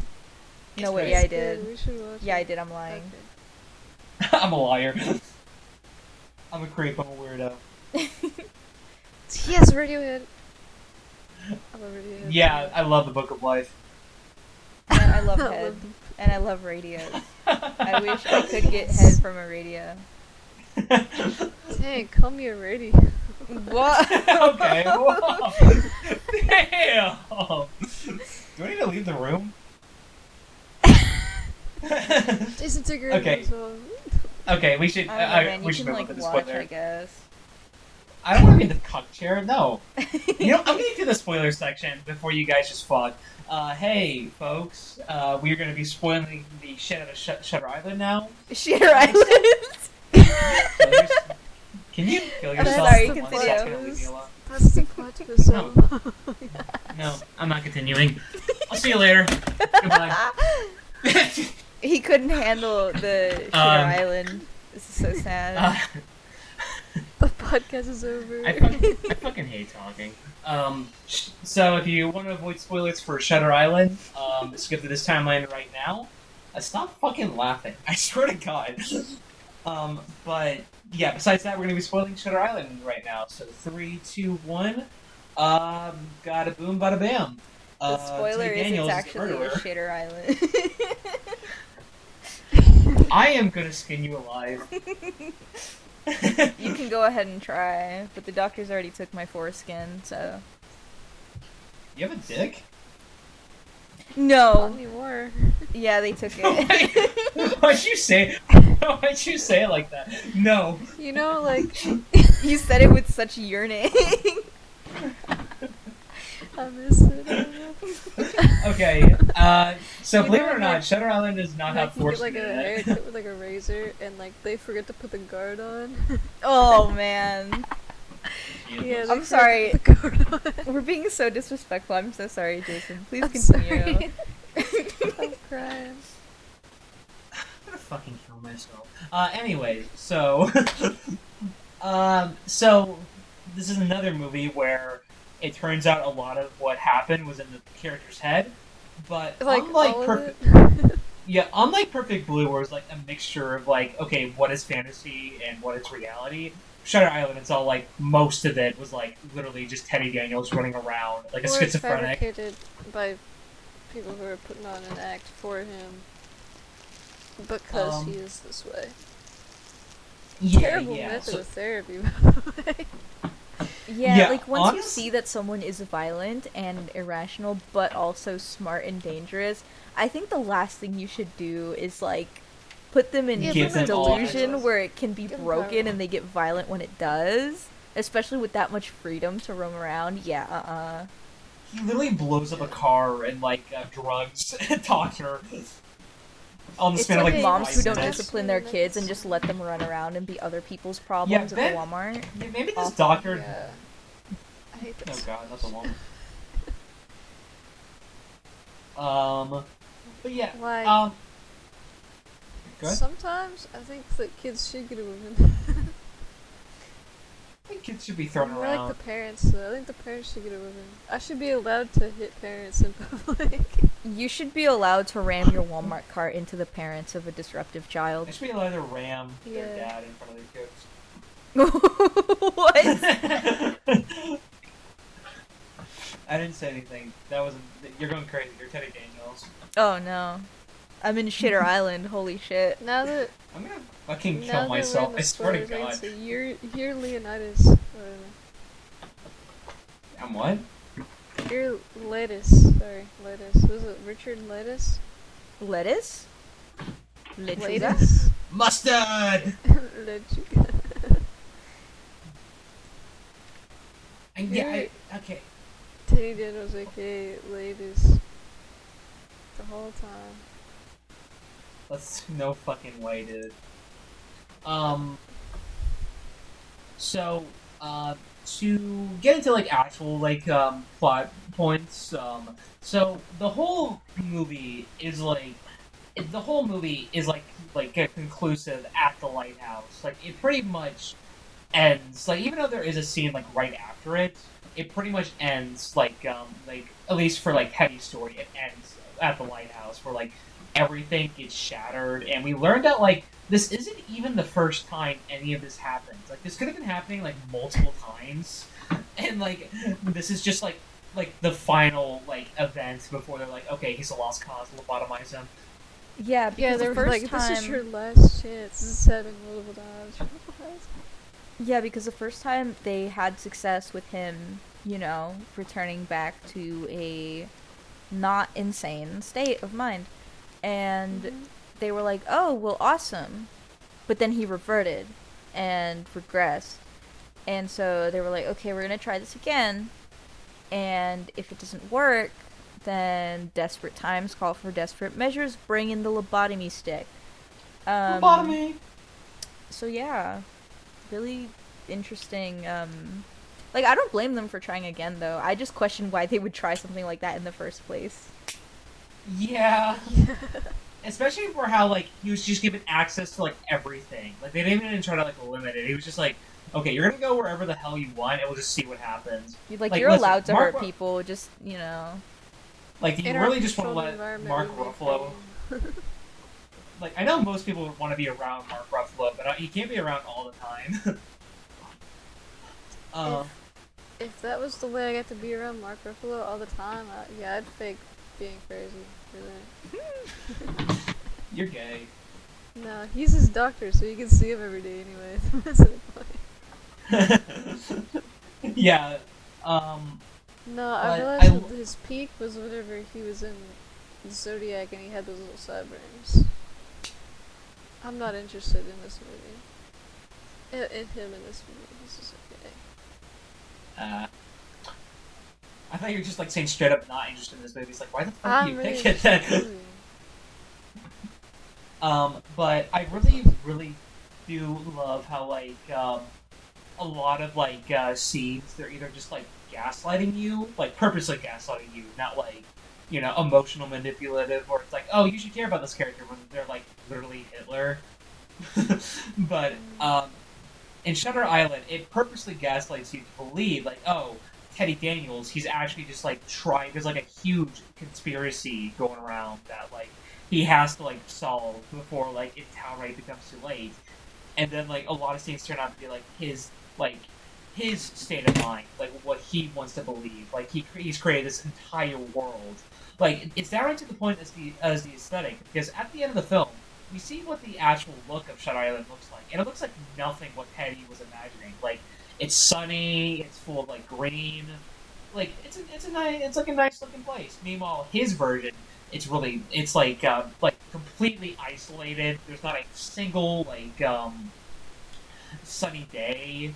The weather conditions are incredibly fucking harsh, which that kind of makes me want to wonder. So during that scene where like they're going through that shed to hide from like that massive rainfall, what was Mark Ruffalo doing?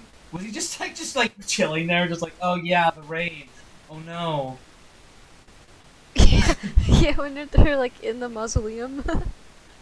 Like, Oh he's just yeah, like, you're oh right. yeah. They're after us. They're really trying to get us this time. That's crazy. Whoa! Honestly, Mark Ruffalo was the perfect casting choice because his worst performances always feel like he's uninterested in what he's doing, so like it kind of fits with the character. But yeah, I do really love it.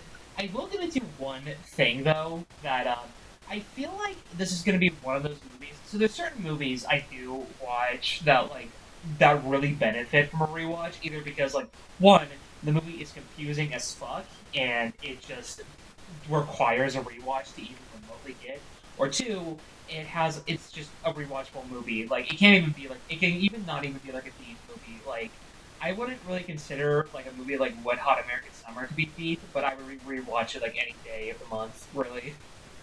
Or just just any movie that's like fun to rewatch. I feel like with Shutter Island, I feel like it's low key going to be a tiny bit worse if I rewatch it because like once you know the plot twist, I feel like certain scenes they're either going to be like, okay, now this just does feels like fucking pointless to watch, or it's just like, okay, cool, just gonna I move think on. that I would enjoy rewatching it because I'd pick up on all the foreshadowing. Yeah, there is also that I'd be aspect, like, but oh, okay. I feel like for me though, I feel like there's those details, but there's also like big chunk scenes where it's like, okay, this ended up meaning absolutely nothing, and it went on for a while. Maybe it's just like me or something. I just personally kind of viewed it like that.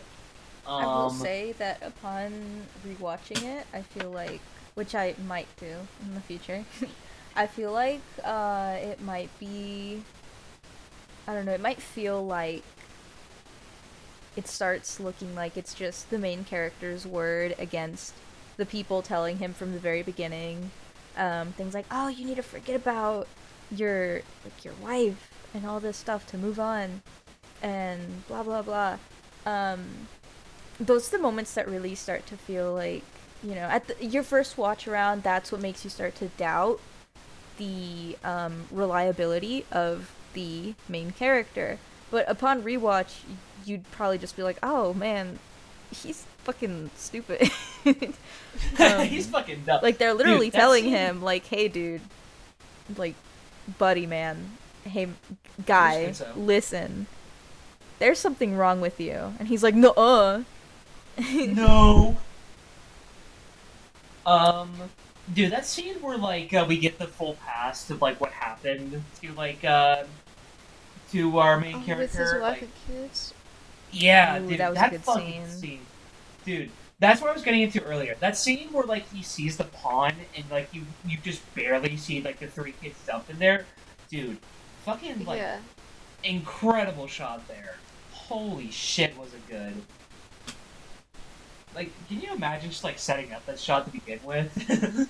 Oh my god! And That would then be with the wife, basically saying like, oh, we can put them, we can dry At the them, table. we can put them in new clothes, they can be our little dolls or whatever. Dude, That's scary as fuck. that Uh-huh. shit. That's how you know she's like genuinely insane. And he mentions that there were big signs, like big red flags, that her mental health was like, ugh, like she had, I think, bipolar, like mania, and that's like bipolar 2, because there's two types of bipolar. I would know. I have one of them. I have the first one. But the second one is where you experience, is it hypermania or hypomania? Something like that. It's, like, bad. I hate that those words are like opposite, but they're so similar. Yeah, something like that. But yeah, like, really bad manic episodes, basically, to the point where manic psychosis can be a real threat if not, you know, if the person doesn't seek help and get appropriate medication, etc., etc. Yeah. So, you know, him seeing those signs and then neglecting them just because he loved his wife so much, he's like, no, this'll pass, blah blah blah, and then by the time she actually does something that no longer hurts just herself but also hurts others, he's like, oh man, I gotta shoot you now. Rip. That was, I think that was the best scene acting-wise too from both DiCaprio and Williams. I think they both like gave like their best performance in that scene of the entire film. Not like career-wise, but that scene it felt so fucking real. Like even though these are like two famous actors who have been in like multitude of movies, that it felt like, oh my god, that was just like an actual like showcase of like heavy emotions about like, oh, I actually have to kill her before she like becomes even more of a danger. Like she just killed our entire family. Like what Yes, she's and gonna what is she gonna do next? It wasn't just the fact that she killed them, it's the fact that she was telling him to get over it. That was Yeah. what really, She because was anyone What's can, the problem here?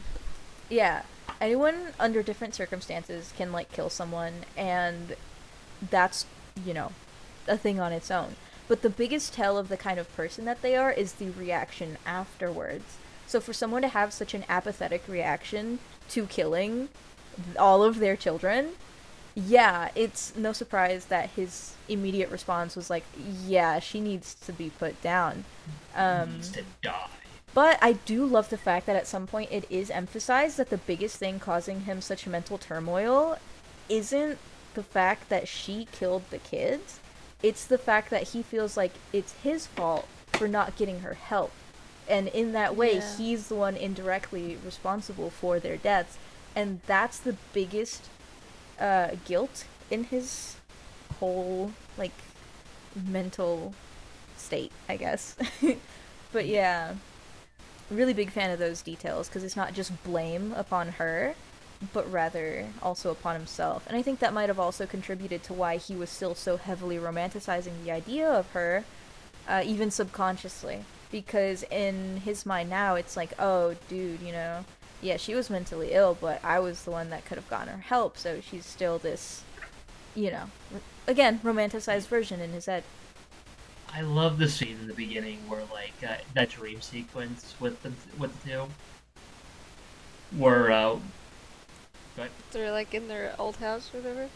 yeah, she's like, you have to let me go, and like you know, the made up story how she like died in a fire accident, so like she's like slowly turning into ash.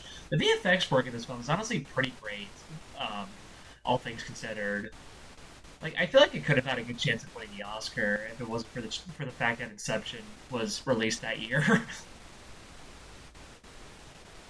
I don't even think it was nominated. I don't know what I'm talking about. But yeah, I really, really love that scene because like the combination of music and like how that even in itself could be like an indicator like of what really happened. Like in hindsight, it could be just like like a showcase of like a man grieving his dead wife. But once you see the plot twist, like that's one of the scenes I feel like is probably going to age better with a rewatch because it has more like depth than just, oh, he just misses his wife who died in a fire accident. It's like, oh, there's a lot of layers behind why she's like saying you have to let me go. Oh yeah, heavy And I on the love- layers too. Yeah. And I love how she reappears like multiple times. Like in the lighthouse too, she just reappears once, being like, "I told you were not gonna like it. Like, why'd you go there?" Like dumbass. But yeah, I will also say about the whole like turning into ashes thing. I love how that's so far away from the whole thing of water, like whole water and fire being the opposites. And then Yeah. you get closer and she and was closer. wet too. Yes, exactly. And once it gets to the point Why where are you you see, wet? you see like her hair and her clothes being damp and all that stuff, and it gets farther and Yeah. further away, and then once it gets to that final scene where it reveals everything that happened, you see the lake behind her, and you already know it's like, oh shit, that's why. Uh-oh. Mhm. One of my favorite things about how the doctor was like so nonchalant about like the crazy things like Teddy Daniels did. Like he was like, "You blew up my car." Like I really liked that, you know. Like that was kind of mean. It was like a really cool car. I feel like at some point he can't even blame him because you're the one letting this like mentally That's so true. not well man have free roam Yeah. of all this stuff. He blows up your car. That's on you, big dog. Like I hope you have insurance, motherfucker. You gave the kid matches and said, "Here, go play." Go and you're surprised when he commits arson. Yeah. Exactly. What? You set everything on fire. What? Also- Whoa. I think the craziest thing is that I didn't even catch this. I don't think Jason caught it either. What? But I watched this with friends, so one of them caught it. At the end, you know, when he gets everything explained, and they're like, "This is your last chance. Like if you slip back into this again, we're gonna lobotomize you." And then he slips up again. He slips back to it. But before he goes and gets the lobotomy, he says like, what would be worse, to live as a monster or to die as a good man?" And that's like, Oh, I love that because it implies he chose didn't to. actually. He's pretending this time. He chose to Exactly. get the lobotomy. Because It he is a couldn't really bear living fantastic with. ending. He really couldn't bear living Killing with all his of that, so he was just Yeah. like, yeah, just lobotomize me, which I don't blame him, honestly. There are times where I Really? wish I could be lobotomized, so I feel that. Don't heavily. say that. Don't say that. I will say it. No, don't get a lobotomy. You're so sexy. I want to So get a cool. lobotomy at Claire's, and Yes. honestly, Also, I like the part where he. Oh, sorry, I cut you off. no, it's okay. I low-key forgot what I was Lobotomy gonna say. first. Dude. I like the flashback scenes to when he was in World War II and he like kicks the gun away from that Nazi that's trying to kill himself. It's like, bitch, Let you him got know out the slower. hard I way. was like, yes. Remember to do that I to your love local that ICE This guy's agent. awesome. That is Yeah. so real. I His love that face is shot like where it's blown up. really impressive makeup work, honestly. Yeah. I love that shot where it's like they're like lining up those Nazis to shoot, and the camera keeps like panning as they get gunned down. Mm-hmm. Really, Like, really he's fun a war shot. criminal, but I think that they should free him if it wasn't the whole thinking he's a detective and everything. Yeah, maybe if he just wasn't schizophrenic, he could have been released. Yeah. But yeah, I really, really love just how everything is like built up. I will say one, and this is like more of like a personal thing. There was one scene where like Teddy Daniels was like picked up from a car by this one guy, and they have like this whole conversation and like all that stuff.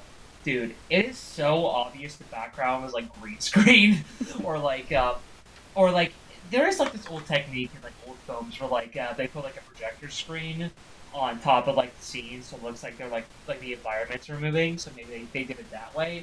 Either way, it looked so obvious that it was not a part of like the character's world. Like during that whole scene, it was like that's yeah, like that couldn't have been better even for 2010. Like I don't know. Like it's just like an odd, like more of like an autistic thing for me. Like Yeah, like no, filmmaking it's and all that okay. stuff. Whenever anything is mediocre in a good movie, just remember Avatar exists, and it had really good CGI and effects, way ahead of time. Hold They them to came that out, like, a standard. year before. Yeah, if you're not Avatar levels, what are you doing? Exactly. Fucking pussies. I love Fucking Avatar. Just blow up. Love Avatar so much. I feel like I'm not gonna take it seriously because I will because you made me watch Avatar 2. And I kept losing it every time somebody fell over and died. Oh my god, that was the greatest thing. So many memes. Yeah, he genuinely did not know that the music in the sad scenes, like the really Tragic Woods. I didn't know. He didn't know that was the actually actual in the movie. He thought it was an added effect or sound specifically for the meme. Because like it's. So yeah, it was basically like a Pavlov effect, like because of how it's just so associated with the memes. As soon as you hear it in an actual setting, it's the funniest shit ever. It was great, honestly. That's awesome. I've never seen it, but There's a new one coming out at some point. Oh yeah, there's like I think it's 4 more coming. Yup, Yeah. and I'm looking forward to all of them. 3 That more. shit, dude. Do you When I think watched the James Cameron's first still gonna be movie, alive? I watched the first movie Yeah. as a kid, and it had me hissing at people. So I would say it really developed in Fucking my brain furry. a certain way. No, not in a furry way. It's the Avatar way specifically. I would hiss at people, not like ooh cat girl, but specifically like Avatar blue people. It was great. Does anyone? Do you have guys anything else you'd like to say about Shutter Island? I guess we can wrap it up to the final thoughts, and then I gotta take a break. To come up with Shutter something. Island. More like Shutter Island. Shitter Island. Alright, let's move on to the final thoughts. So overall, Shutter Island is a really, really exceptional thriller. Really phenomenal performances, really interesting story and screenplay, directed phenomenally as always by Martin Scorsese. Really, really, just really compelling overall. Some minor issues here and there, but not enough to really take I away too from have this being issues a with really- minors. They're so Whoa. fucking tiny and stupid. They're like so throwing them around. evil. They're like compressed down evilness. You ever meet like a Sure. middle schooler? They're so mean, and for what Ugh. fucking reason? Anyways, I'm sorry. Continue. I That's was real. gonna wrap it up. I was gonna say just like these small issues don't really like take away from this being a really, really amazing movie. Sure, it Yeah, might I think be a that little bit more the continuity errors just add to the movie. I think. it definitely adds more to this movie in particular because it's all like it's meant to be kind of a mind fuck. But like most Martin Scorsese films, they have an obscene amount of continuity errors. Like once you notice it, like it's like okay. That's kind of how What I'd the be hell? if I was a director too. Honestly, I mean, continuity. it really adds to the unreliable narrator type aspect. Yeah. Yeah. You're like, Yeah, did continuity that error. even happen? Is that really a continuity error? Or is he just think Is that's it just continuity Continuity error, errors, it's or like, is it lore, and are you just not getting the lore? Is that lady really drinking from a glass that isn't even in her hand? Or I mean, continuity errors Is he are just like imagining they're one of the those glasses things that like up there? people pretend they give a shit about, but like most of the time they never notice it. To be honest, I was just mentioning it because if I don't mention it, somebody's gonna be like, actually. But what are your guys' thoughts on Shutter Island? Yeah, It was a movie. yeah. real, What about it? true. It was a good movie. Yeah. But Shout out to Shitter Island, guys. Let's get a round of applause. Edit in a round of applause. kill myself. I'm gonna fucking shoot myself. I really liked it. It's my Can I say? Edit in another round of applause after he says it's he's gonna Devin's shoot favorite himself. movie. I think it's in the top. I'm gonna edit that in. I'm gonna put in like the stock child yay Dude, exactly. like from FNAF or Radiohead's 15 Step. You see the I- vision. I'm glad you guys are celebrating my suicide. No, No, just the comedy of you declaring it. we're just turning it into something artistic. Alright. You don't see our Were we gonna- directorial vision. Were you gonna say before that, Mac? Like you were actually gonna say your Oh, thoughts? I don't know. I really liked it. I think it's probably in my top 20 somewhere. It's Devin's favorite, so I guess it has to be. I really liked it. I think it's like a 9 out of 10. Honestly, I'm also It's going not 9 quite out to of 10. American Psycho levels. 9 out of Yeah. 10 for me as well. I'm also giving it a 9 out of 10, but not because I'm a follower. I said earlier I wasn't giving it a 10 out of... Did I just cut out? Anyways, I said I'm not a follower. In fact, earlier didn't when say I anything. declared I wasn't actually going to give it a 10 out of 10, and that's just a figure of speech that I use a lot out of sheer habit. It was because I was going to give it a 9 out of 10. Whoa. Therefore, I was ahead Whoa. of both of y'all, so you can't say I'm a follower. Didn't ask. Okay, buddy. Now, when I punch you in the kneecaps, I don't want to hear anything. Didn't ask. Kill this guy. Okay. Look at this guy. Look 6,000 at this pigeons eat this man. 6,000. That's a lot. Yeah. Man. Does it Wow. happen to you? Yeah. It will. Are you scared of the 6,000 pigeons? What's wrong, man? They just want to eat Maybe, you. maybe. They just want to eat. Exactly. That's the What's the problem? Alright, we have officially talked about 2 out of the 3 films, and now it is time to talk about the special film from the special guest, Train to Busan. Since this was your pick, Kermit, why don't you give us a little plot summary of what the hell this film is about? Oh my fucking god. Let me tell you about Train to Busan. I have rewatched this movie genuinely more than 10 times. It's it's double digits. And it makes me cry every single time. There hasn't been a single time that I have not cried. I watched this movie earlier today, and I was genuinely bawling my eyes out by the end of the movie. And I always will.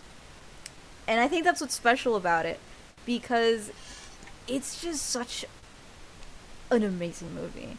It's got zombies, it's got emotional moments, it's got thrills, it's got characters that'll piss you off, it's got characters that you'll love, it'll break your heart, mend it together, and then break it again. I love it so much. It's got trains, it's got zombies. Hell yeah! So It's if you're got autistic, Busan. you'll love it. It's got Busan! Yeah! What are you gonna tell me next? It's got Busan? Huh? Sorry, my brain just went blank.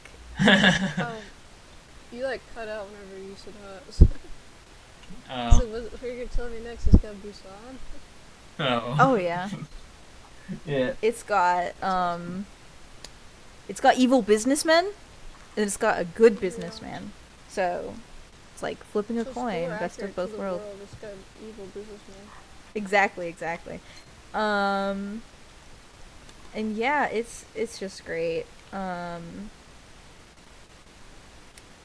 don't really know what else to say. But you guys watched it. Give me your honest opinion. Alright. I've seen it like, shoot, 4 times probably. And I love it every time. I think I cried like the second time I watched it. I never cried the other times. Admittedly, So- so whenever we watched it for like the very first time in like that old server we were talking about before, I thought it was like really good. I really liked what it was going for. I liked the emotional moments, all that stuff, yada yada yada. But that was a while ago. In fact, I think that was the same week whenever we watched all that stuff to go with that, like that sequel that came out and like that prequel animated film. Hey, Peninsula. Yeah. Which those 2 films I forget we watched, to be honest with you. Yeah, they're not But- nearly as memorable. But that's besides the point. It's more like an action movie, right? Yeah. And a really boring one too, Loki. But again, that's besides the point. Admittedly, I'm not gonna lie. I want to make this clear. I still do like this movie more than I do dislike it. But this rewatch ended up being kind of like really different. I ended up having a significant different perspective compared to when I watched it for the very first time, and unfortunately, it's not a good thing. It's not like with other films where the more I rewatch it, the more I love it. But this one, I felt like I can see why people consider this like one of the best films they've ever seen. But to me, I feel like I'm missing like a certain click, a certain tick, a certain way to like really see the entire vision. Again, there's plenty of positives, which I will get into, but there's also some things that like I personally feel that don't fully work for me. Which, we'll just get into it gradually. How about we first be nice, talk about some other great things about it, like the acting. Man, the acting's really good in this movie. Holy shit. Oh yeah, and let me tell you, it's got Gong Yu, which is recently very popular thanks to his role in Squid Game. Squid Game. Yeah, he's the guy with He's the guy. he's the guy. He's I don't know how to say. I don't want to like spoil Squid Game for anyone like you know. Is that from like the Uh, recent season or something? He's a recruiter. He's a recruiter. Ah, We'll leave it at that. Well, he was But- born in Busan.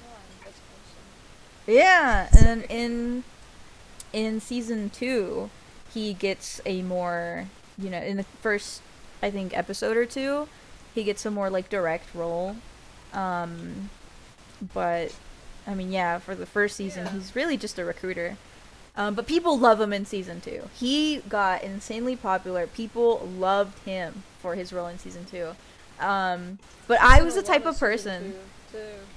Oh yeah. I was the type of person I was like, man, he looks familiar. Do I know him from somewhere? Where have I seen him? And then I saw, like, oh my god, he's the dad from Train to Busan. You literally looked And- it up on IMDb. You're like, oh! Literally, and I was like, holy shit. And from that moment on, he became my favorite character in Squid Game, just because of that bias. That's awesome, actually. But yeah, no, We his watched it, we're like, his wait a minute. Huh? That's dad. That's dad. That's father. that's my dad. That's My dad's in Squid dad. I'm sure some child said that. For sure, and a bunch of grown women, but added DY at the end of that. Probably. Oh, definitely. He was great. Yeah, his acting, both in Squid Game and in Train to Busan, amazing. Love it. Oh, it just, I get like the equivalent of cuteness aggression towards a movie because I like the movie so much. Anytime I think of Train to Busan. Hell yeah. Honestly, the performance that impressed me the most was Kim Suan, the daughter. I She thought was it was so good. She should get an Oscar. I think it was honestly up there as like the most impressive child performance I've seen. There was never a moment that felt unconvincing, which is really, really fucking hard to do. Really hard to do. Screams her heart out. Yeah. And without getting into any massive spoilers just yet, there are some big emotional heavy scenes where I feel like it really allows her to really express her acting capabilities. And man, she is I feel like every other performance is great in this film, but I feel like she's the one who's really the star of the show here. She really every scene with her, it feels like it's elevated because of her performance. And I do agree. I don't know what was the competition. Well, I know Olivia Davis won for that year. I don't know what was the other option for Best Supporting Actress. Or what did the main role? Either way, she deserves at least a nomination. She did a really, really phenomenal job, honestly. And there are a lot of really great small characters here, performance-wise. One of my favorites is the two sisters, the old sisters that kind of hang around. Ooh, yes, I love them. Yeah, they were really fun to watch. And I'd say I like a lot of these small characters. I guess I can get into more of a. The homeless guy was pretty cool. Honestly, I think the weakest character to me was ironically the villain himself. At a certain point, he just kind of felt cartoonishly evil.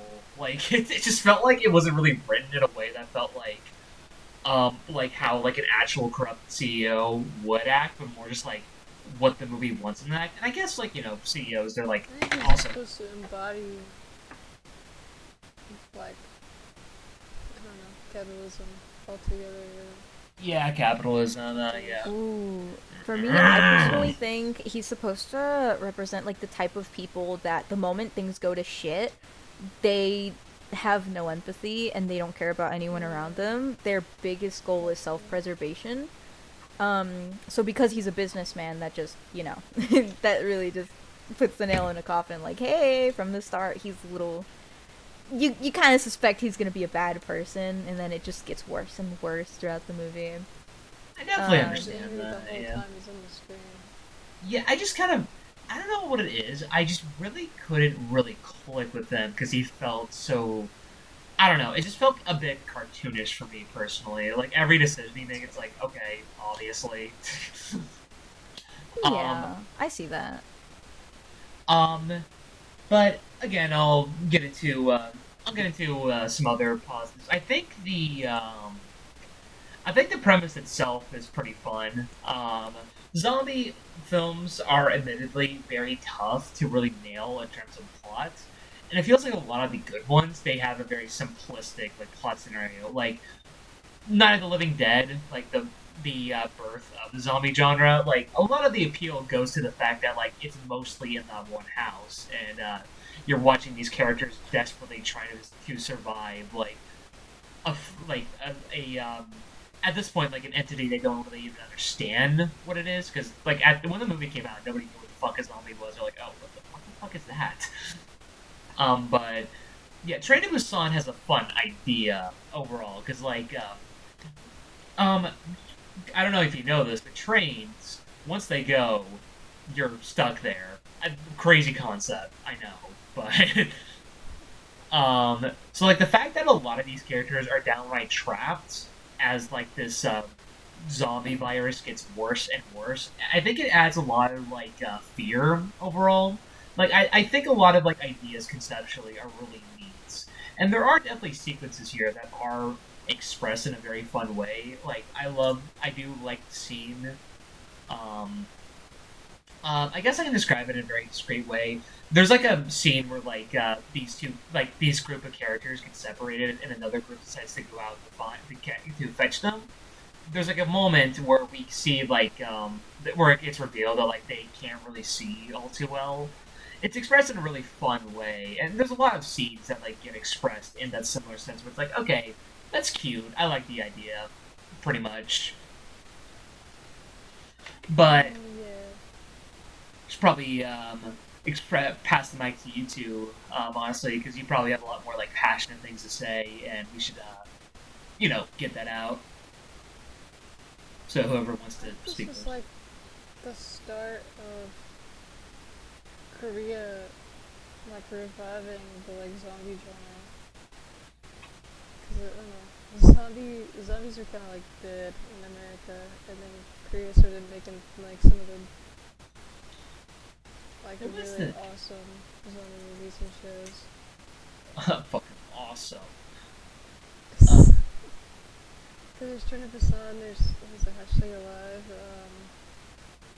There's a show I really liked on Netflix called We Are Already Dead, where it's like similar I've concept heard of that. to Busan. Yeah, I saw it's this like- one called All of Us Are Dead, I think. Oh, all of us are dead. Yeah. We Are Already Dead. Yeah, they're like stuck in a school, so that makes it like really interesting. Is there a? But, Go ahead. No, you go ahead. I don't know. I like it every single time I watch it. I think that it doesn't get old, I guess. You get Like that, I yeah. still like find new stuff when I watch it, and I'm like, ooh, I didn't notice that before. I've like watched it with different people, so it's like always fun. Great acting, great. Yeah. Is there a shots. particular? There are some impressive shots here. Mainly because this was like they had to express the feeling of it being on a train, despite most of it was on a set because obviously. So Yeah. Also they were able to shots. convince that well. Yeah.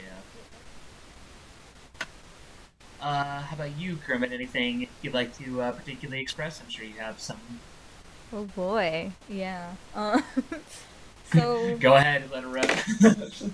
yes, I love character dynamics, and I love the way that certain actions made come back around later on.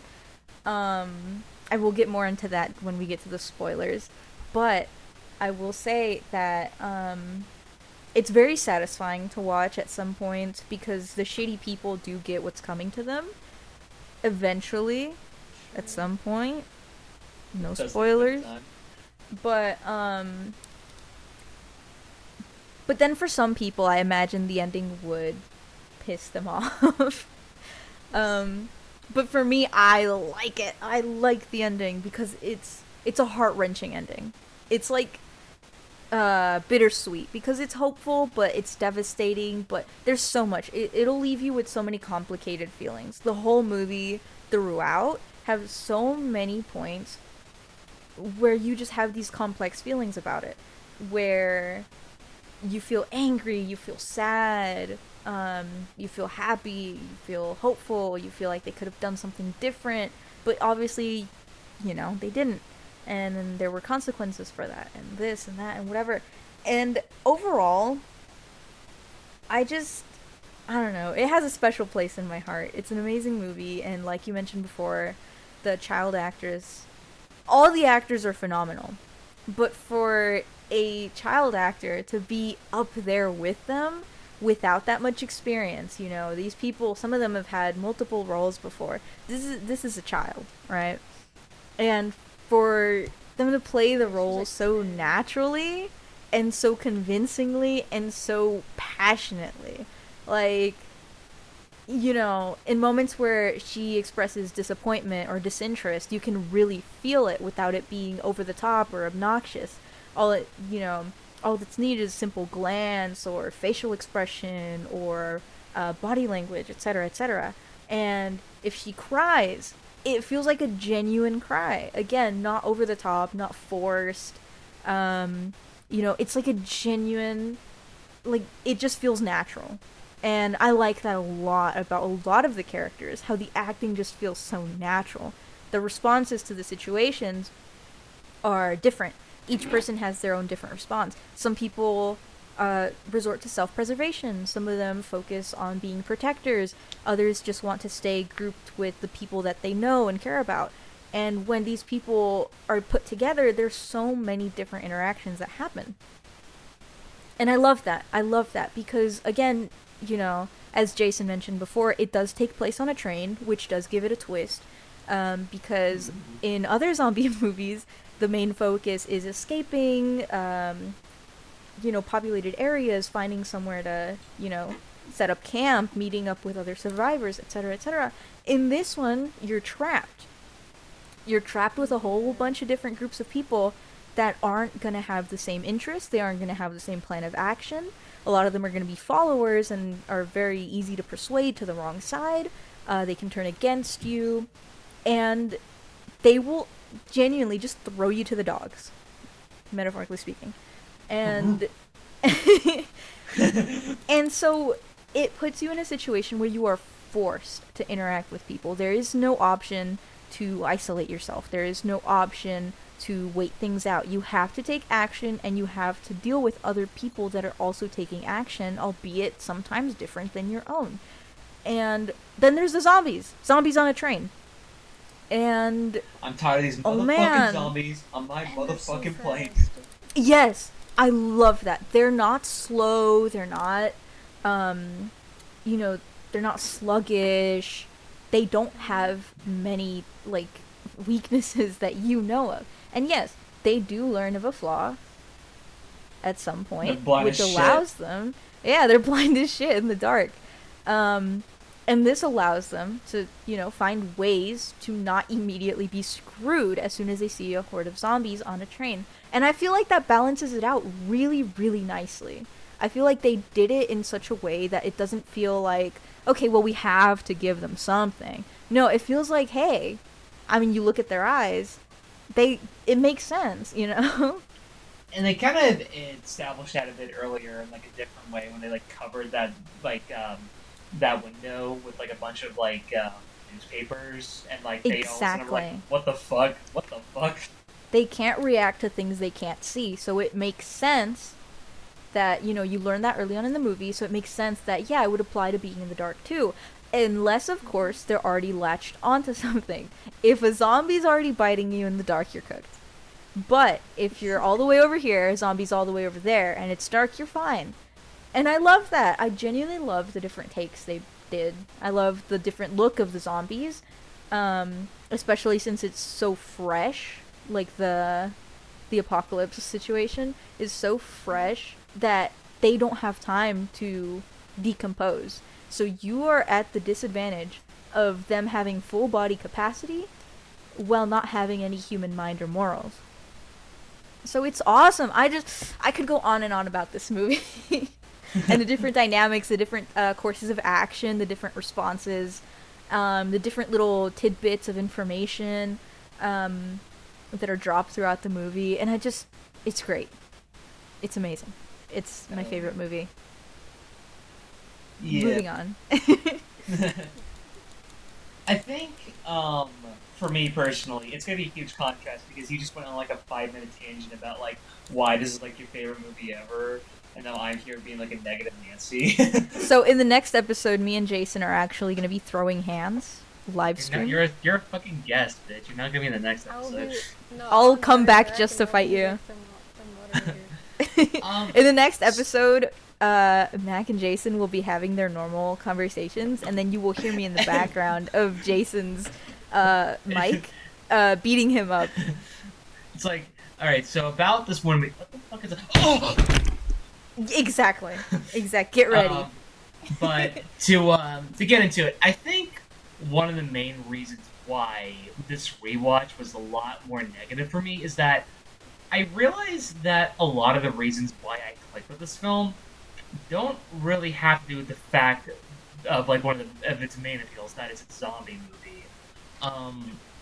Because like a lot of the big factors about it is either things that I've already seen done better in other films before it, or it's cool conceptually, but I don't really click with the execution all too well. Like, I do like fast-moving zombies. Like, it's much more interesting for the slow-moving zombies, because, like, really, who gives a shit about slow-moving zombies? You just like push them over. Like, who gives a shit? That's why Korean zombie movies are so fun, because Korean zombies are fast, and they, like, twitch around. It's awesome. With the fast-moving zombies, like, it's cool, and they do some fun ideas here with it. Like, I particularly like the first scene where, like, the first, like, worker at the train is getting bitten by the first person to really enter the train affected, and how she literally, like, attaches to her like a fucking, like, cat. Like, she won't let this lady go at all. But for me, with the fast-moving zombies, it's a thing that it's cool conceptually, but Train to Busan, like, you can definitely tell it borrows these ideas from, like, other films, like 28 Days Later and the Spanish horror film Wreck, which came out, well, 28 Days Later, it came out like a decade before Train to Busan. And while I do like a lot of what they express here, it just kind of reminded me about, like, those other movies that have done these concepts, and to me, express them in a more interesting way overall. Maybe that's like sound bias because 28 Days Later, because that was the first major film to really do that, so that could have some bias. But even for me with like Rag, which that also is like a zombie film that's in a tight space, I feel like the concept of like the fact that like this apartment complex is so easy to get lost to, for me that was more interesting than the fact that, oh, this is just a train and there's only like one way to go, really, either like left, right, because the train's like never stopping. And for that already, that's like not fully my thing, but I feel like the more it continues, the more it gets into like this huge like action showcase, the more I like feel disconnected from it personally. Like, the showcase, like, there's definitely moments here that are meant to, like, make your jaw drop. Like, to, again, describe a scene very discreetly, there's a scene where, like, after a stop, you, like, see, like, a bunch of zombies, like, going, like, on top and, like, breaking through glass. You can tell that was meant to be, like, a scene that's, like, meant to shock the audience. But to me, especially compared to, like, how, like, interpersonal and grounded a lot of these emotional anchors these characters have to each other, these big bombastic action scenes, like, they just feel very I don't know if I would say out of place because zombie movies by nature are going to have a lot of action in it, but to me, I felt a huge disconnect personally. The more I got into like this big action showcase, like I get why it's not a problem for some, but for me, like on this rewatch, I was like, man, I really, really want to connect with it, but I just physically can't because if I try to say I did, I would be lying to myself. So that's my main problem with this film. At least I can describe it as spoiler-free wise. Like I really don't care for it as a zombie film, and you can't excuse it for like that because that's like one of the big aspects about it personally. Man, there's been like 2 long monologues here. This is like Paris, Texas all over again. Okay, um, for my final act, I will recite the entire Paris, Texas monologue. oh my god, we're gonna be here for It's like ages. 15 minutes long. Yeah. Actually, that's a fun segue because why don't you describe something back? Kermit and I had our autistic monologue. What about you? I love it. I think that since it's on a train and it's like, full of people, there are multiple different like groups of people that we get to follow, and I really love that. Cause like my favorite are like the baseball team, personally. Even though everybody's like all together, then we get separated, and we get to see how each of the groups like handle.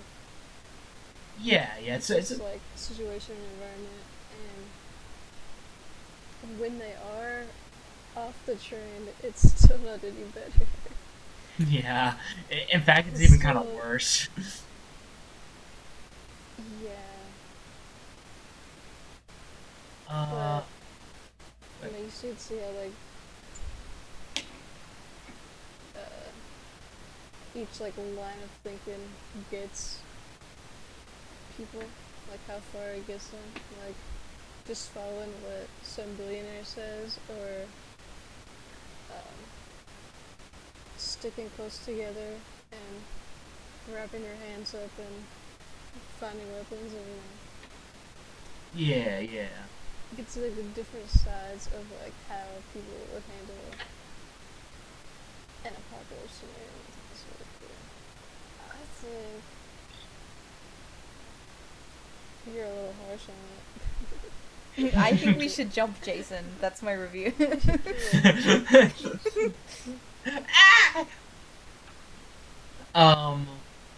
Do we have anything we'd like to say before we get into the spoiler discussion? No, let's go to the spoilers. Chop chop. Kermit, Do it, white Kermit boy. is determined. White boy, alright. You're not wrong, but goddamn. So we will. Busan is 19, and that's crazy. Alright, so 2016, it shouldn't be almost 10 years ago. god damn, it is turning 9 this year, or it's probably already 9 years old. And I just don't know, like I that, don't know. we're all finding wrinkles on our skin. Oh no! But to get back on topic, hey folks, we're gonna be spoiling the shit out of Train to Busan. This is still a pretty recent movie, so in case Spoiler you haven't alert, seen it's on a it- train. What the fuck? Couldn't wait, you asshole. But yeah, we're gonna Where the be. train's going. You will The, never guess where the train's going, though. Yeah. No, don't say it. Don't say it. That's Let them figure happening. out. But if you want to avoid spoilers, skip to this timeline right now. Besides that, we are going to be spoiling this shit out of Train to Busan. 3, 2, 1, bada boom, bada bam. Spoilers. So, who wants to talk about the Me! that scene? All right, go ahead. I won't let you go any further. Like, okay, let me just shut up. Go ahead. Okay. So, where to begin? It starts with a deer. Not a spoiler because it's the first scene of the movie, which, fun fact, Literally, it's spoilers. gave me really paranoid speculations about fucking chronic wasting disease in deers, but that's a story for another time. But, okay, starts with a deer, go on a train, right? Awesome. Main character, business guy with a daughter. Daughter wants to see the mom. Great plot. We need more children of divorce in movies. I know what I gotta do. Like like I- sassed their fathers about it. Hi, Ferb, I know what we're doing It's today. just like, this is why mom left. Yes, we need more moments like that of like, you only care about yourself. This is why mom left you. Like, the kid is self-aware, and then that sort of stuff leads him to being better towards the people in the situation, which leads to more connections with those people, which leads to emotional moments, which is awesome. We Shit, love not character the dragon development. like that. Yay, character Literally- development. And then another thing to add to his development and trauma and suffering. At some point, it is revealed through a phone call that the company he works for started the outbreak. Which is like, then he starts crying in the bathroom because of this. And Really great it's scene. it's great. It's great because it shows the guilt. It shows that not only has he not been caring about people in general, but he is indirectly a reason for them being there. He was obedient, he was overworked, and he wouldn't question anything at his job. He was so dedicated to a job that literally would leave him to die and would leave all these other people to die. And so that guilt, especially after at this point, some of the friends that he has made have died via sacrifice, via, misfortunate circumstances, and all that stuff. And oh my god, the guilt, awful, horrendous, but it's an amazing scene, genuinely. And then, oh my god, the pregnant lady and her husband. Oh my god, I love Sexiest man alive. I love their dynamic. I love how she's sassy, and I love how he's protective and develops a sort of macho to macho bond with the main character. He like teaches him how to be like a better dad. Exactly. And then he's the first guy to sympathize with him. He's like, yeah, when she's older, she'll understand all you do for her, and blah, blah, blah. Dads just always get the bad rap. And that's what started them getting a connection. It's like, hey, you're not so bad for a douche. Hey, thanks, man. It's like, it's So great. bad for being a bitch. And then, oh my god, one of my favorite scenes. You mentioned earlier the sisters, the old sisters. That's like Oh one of my the god. best Yes! That The is probably scene- my favorite scene. Yeah, I know what you're talking about. So, I have another favorite, but that's like second favorite. it's like such a good, well executed scene. Because leading up to this scene, there is a group of people that are separated from another group of people. The girl that is in the They're group really with. stupid, by the way, with how they handled it. But I'll explain that after. Okay, yeah, I feel like I know what you're gonna talk about, but I'm gonna leave it to that. So she declares, oh, my friends are coming over to this cart. They rescued some people and they're on their way. And all the people there are like, fuck, dude! And they don't want to let them in. And this leads to a couple of character deaths that are very, very significant. And then one of the sisters just doesn't make it because of that delay. And so the other sister, after they kick out the people that just came in, the other sister touches the glass door with her hand, looking at the face of her now zombified sister. And she thanks her for everything, and she opens the door. And oh my god, I love this scene so much. It's emotional. It's a bit of a tearjerker. Your eyes might water if you're sensitive like me. And it represents like the bond, the betrayal, the grudge, the fucking the wishing on everyone's downfall because they caused the downfall of her sister, who according to her always put people before her. She wanted the pregnant lady and the daughter to go before her. Everyone else was able to make it but her. And oh my god, so it just great execution, great scene. Oh my god, I love it so much. Anyways, Mac, any commentary? I was gonna say, before you continue, let Mac describe Okay, what you think so stupid. like, they're in the train car next. The zombies are in the next train car. They're like, these people, he was bit. These people are infected by the zombies. We gotta send them out. But they sent them to like the next train car, and it's like, okay, you guys just put yourself in between two cars of zombies. I was gonna say, You're sandwiched in between the zombies. That's so stupid. I think it's because they knew they actually knew that they weren't infected. And they But were they were just going for kicking the them peer out pressure. because the guy was pressuring them and he had basically been the head honcho of their group. So they were just going with whatever he said. Yeah, but he's stupid. I Oh, do yeah. like that. Should've- We know that. he- They He don't. should have been like, you guys stay here, we're moving to the next car.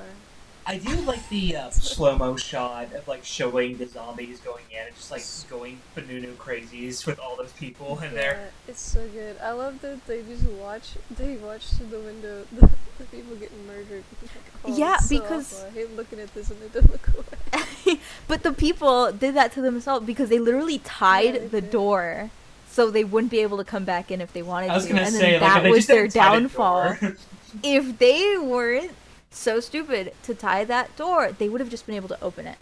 I was gonna And- say they could just join them. Literally. But because of their overreaction, because of their lack of empathy towards these people, they ended up digging their own graves. And oh my god, it was such a satisfying scene until the businessman, the evil one, wiggles away like a little weasel that he is. He's such a And- slimy rat. He is, and I hated him throughout the whole movie. He always pisses me off so bad. But Uh, he's a yeah. part of one of my favorite scenes. are we which gonna is get like- into that scene, that one big emotional scene that everyone cries at? No. Okay. No, that's actually the end of the podcast. Yeah, Just my end up- favorite scene is where the dad dies. No. No, why would that be my favorite? Because that's most people's favorite scene. It is? Yeah, Because of how emotional it is. yeah. I'm People like personally, crying. my favorite scene is the one at the very, very Well, this one end. also makes me sad, but yeah, my favorite scene also makes me sad, so you got a good point. But that's like the saddest part, 'cause he's got like a child. But when they're trying to get to the next train, because the tracks are blocked, and the baseball guy and like the what is she, the manager? Or like I think she says she's the cheerleader as like a joke, but I think she's just like the baseball manager student. He's some guy. They have to go through this train car to get over there, but the businessman pulls the girl back into the zombies. It's like, "Meow, fuck out the way." This, after she's bit and he gets away, when the baseball guy is like holding her and like crying, and then she turns into a zombie and attacks him. I like this. I like that.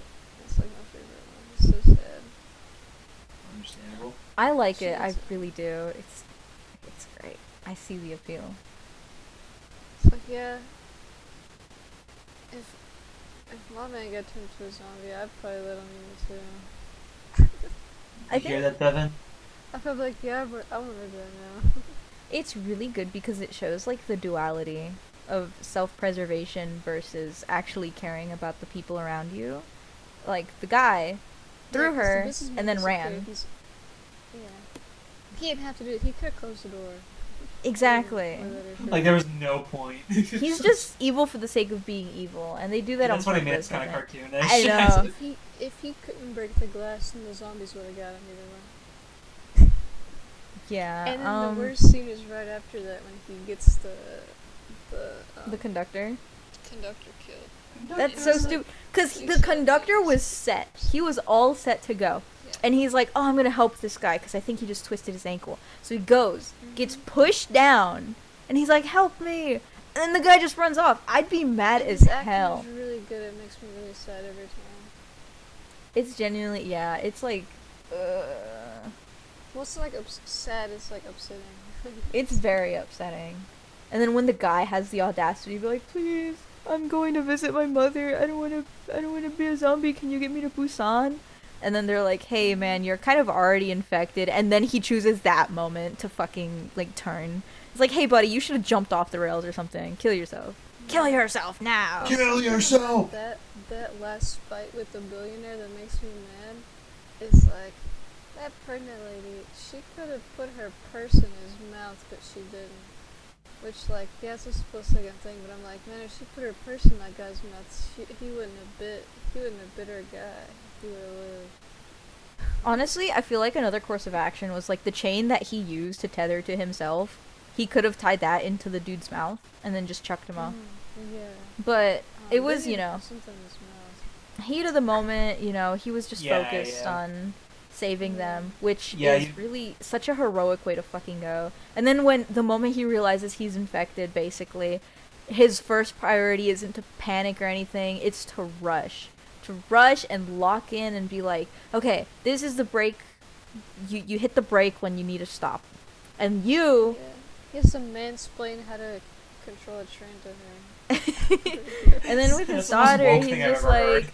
He's like, I'm gonna need you to stay with her, okay? And blah, blah, blah. And then she breaks down and she's like, please don't go. And then he starts crying and he runs off before, you know, before he can turn and end up affecting them. And it's like, it's devastating. But then in his final moments of lucidity, he is just imagining, like, remembering his first time holding his daughter. So he dies with a smile. Oh my god. And it's so bittersweet. It's so bittersweet and it makes me so mad because of the business guy. It's so sad because of the sacrifice. And then just, you know, oh my god. Ugh. It's a good ending. Me likey the ending. Yeah. It's a really good ending, but it could never be my favorite scene, Jason. Because Suan's acting is just so good, it makes me upset.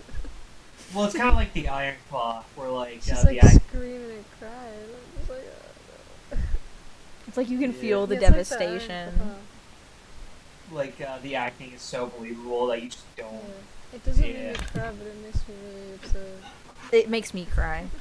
I went to my husband after watching the movie and I was like, hey, I finished watching Train to Busan, and there were still like actively like tears falling from my face. Hey, I just finished. Just like absolutely devastated. Yeah. Man, what the fall with that? Oh boy. What the flip? What the deuce? What the zombie? What the flip?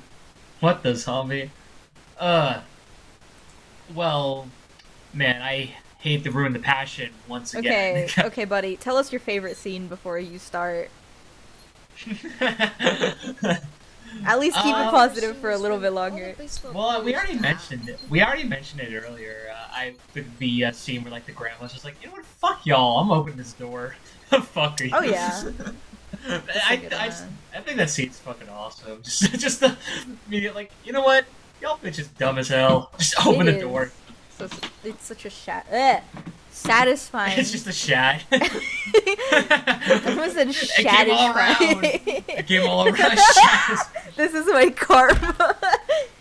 This is exactly what you get. But yeah, no, it's a satisfying scene. Yeah, great. yeah. Yeah. So, I have two things personally for me that, along with my fly I already mentioned earlier, that once again hold me back from like really. Oh, playing with this movie. brother. Can you stop being annoying? So for one thing, with the exception of that scene where, the big emotional scene where, like, the dad, tells his daughter, like, hey, I'm affected, and, like, that big emotional scene and all that stuff, I think the piano used for that scene was really good, and really, really appropriate, but for me, the rest of the score was so fucking, like, it felt like the most generic, like, action hero music out there. Music to me is like up there with like cinematography, writing, directing, editing, where it's like I consider it like a make it or break it aspect with filmmaking for me. Like if the music is downright going against the film, I can't really find myself getting immersed. Like a lot of my favorite films, like Punch Drunk Love or Grave of the Fireflies, like the music in those films, it downright just breaks your heart of how good they are. With Train to Busan, I felt like the score felt like it was trying its best to be cool, and yeah, there are a lot of scenes that are really like cool conceptually, but I feel like this music is kind of like I don't know how to describe it, a bit full of itself. Like what it's showing is like oh my god, like holy shit, and like even if like this was like the coolest fucking thing like ever filmed by any movie ever, I feel like you shouldn't have like this like this overly cocky feeling with the music, and I really found the score like just annoying and like overly abused.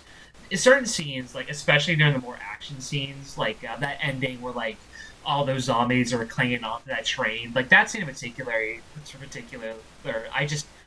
I really felt a bit annoyed with how constant it was trying to be cool between that and that one goofy ass scene where like the zombie jumps in front of the camera. Like I felt like I was fucking had to put my 30 glasses on for that scene for how goofy it was. Um, I just really I don't hate this music, and I'm sure, especially with the piano scene, the piano used for that one scene, this composer does have a lot of talent. In fact, let me see. He's done some stuff. Okay. Oh. Okay. Yeah, he's actually done some really good music. Okay, never mind. But I saw he did a score for this one film I really like. I just really felt like for what how it was used, it didn't really click with me. So that was one big aspect, and the other one is so I do agree that a lot of the emotional aspects are very well done. They're very well developed. I feel like my main problem though is that there are a decent amount of characters here that they're well developed, but it's mainly via one trait.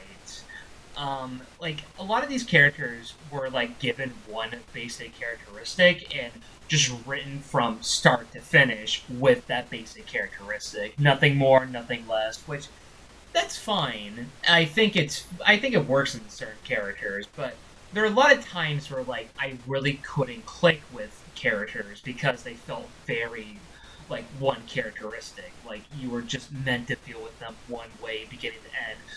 Like I said earlier, the boss, like you're not meant to feel anything but hatred towards them, which that can work for certain characters if they have a lot of charm with them. With that boss, I don't feel like he has that charm. He's just constantly whiny, annoying, and I get it, it's kind of the point, but for me, I don't really click with the point personally. And there are a lot of characters here where you're definitely meant to feel this one particular way and one particular way only, but it just doesn't really do it much for me. And that's why, while I do think the emotional aspects are better than the zombie aspects, it's still not enough for me to like really feel like this rewatch was the same experience I had when I first watched it. Again, great emotional scenes here and there. Obviously, like I still think like the big scene where like the dad like sacrifices his own life to save like his own daughter and that pregnant lady. That's a great scene, and there are other great scenes like it. I just feel like those are more here and there rather than the grand majority. All right, that's it. I'm done being negative. You guys go ahead. All right, so Mac, what time are we gonna jump, Jason? 5 p.m. tomorrow. Hell yeah. Hell yeah. Man. Anyhow, anyone else have anything they'd like to say? I don't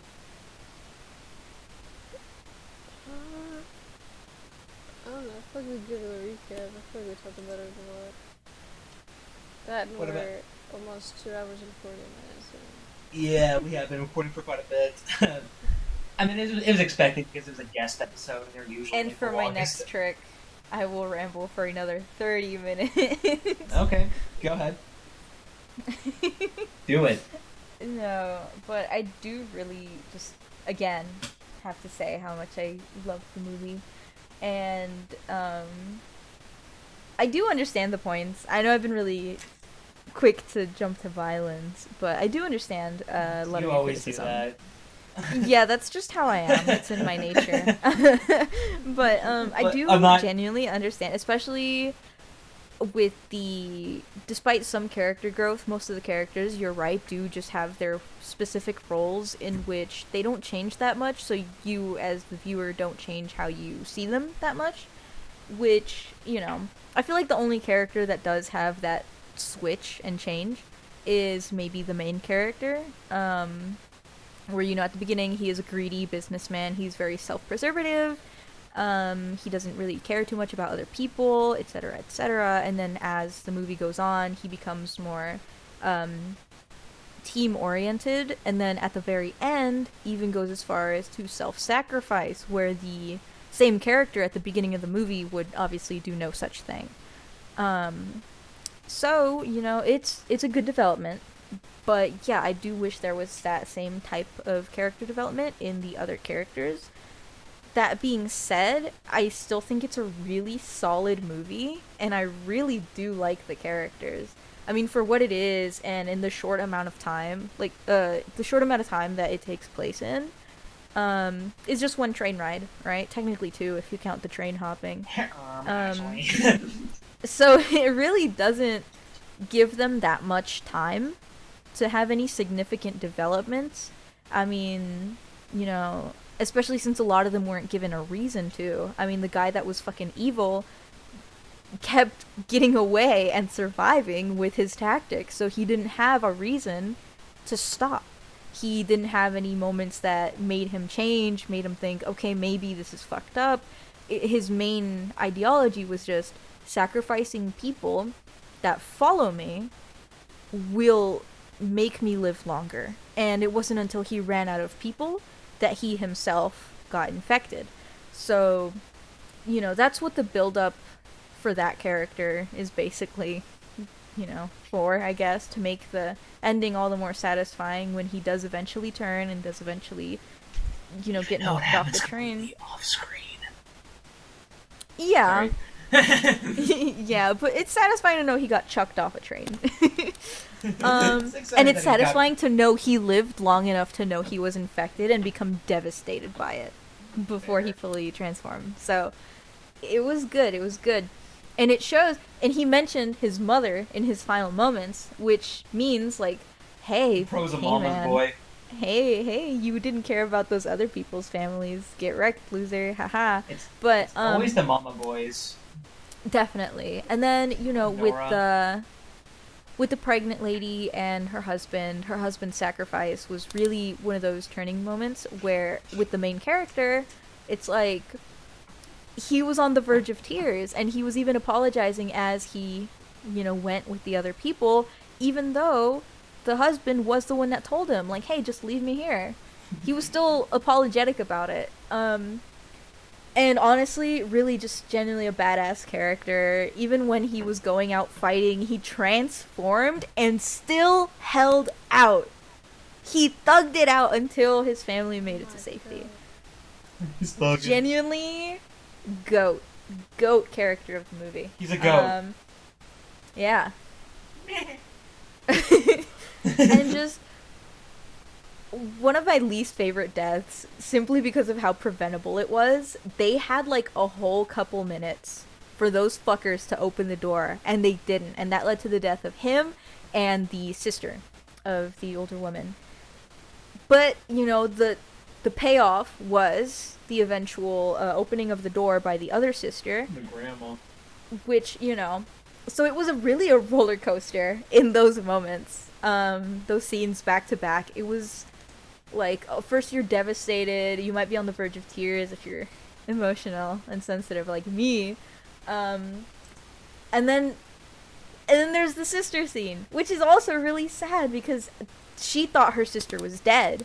She was devastated. She wasn't reacting to anything. She wasn't moving, and then she sees her sister for not even a couple of seconds, and it's to see her dying to zombies. And then she opens the door. It's a roller coaster, and I love it so much. And then, just overall, there's so many scenes that I really do adore. The scene where the originally cowardly homeless man sacrifices himself to save the pregnant lady and the daughter so they can crawl out from under the train. It just, it's great. I love him. And I'm gonna stop rambling before this keeps going on for too long. But I will say that this movie will forever, in my heart of hearts, be a 10 out of 10. Because it was one of the first movies to genuinely just leave a lasting impact on me as a little kid. Not little kid. I was gonna say. I see myself as before 18 I'm a kid. But I mean, you are. That's technically. Yeah. So So I will say little kid. I Little watched it baby. basically. My first time watching it was basically when it came out, which was. Yeah, I was a 11. kid. 16, I was a like kid. 12. Yeah, I was like maybe 11 or something. So definitely a kid, and I was watching it. It was late at night, and me and my parents were just like looking through the TV, like, hey, what can we watch? And we found it, and we were like, whoa, let's watch this movie. So we watched the movie together. And it was the first subbed movie I convinced my parents to watch. They hated it because they hate reading.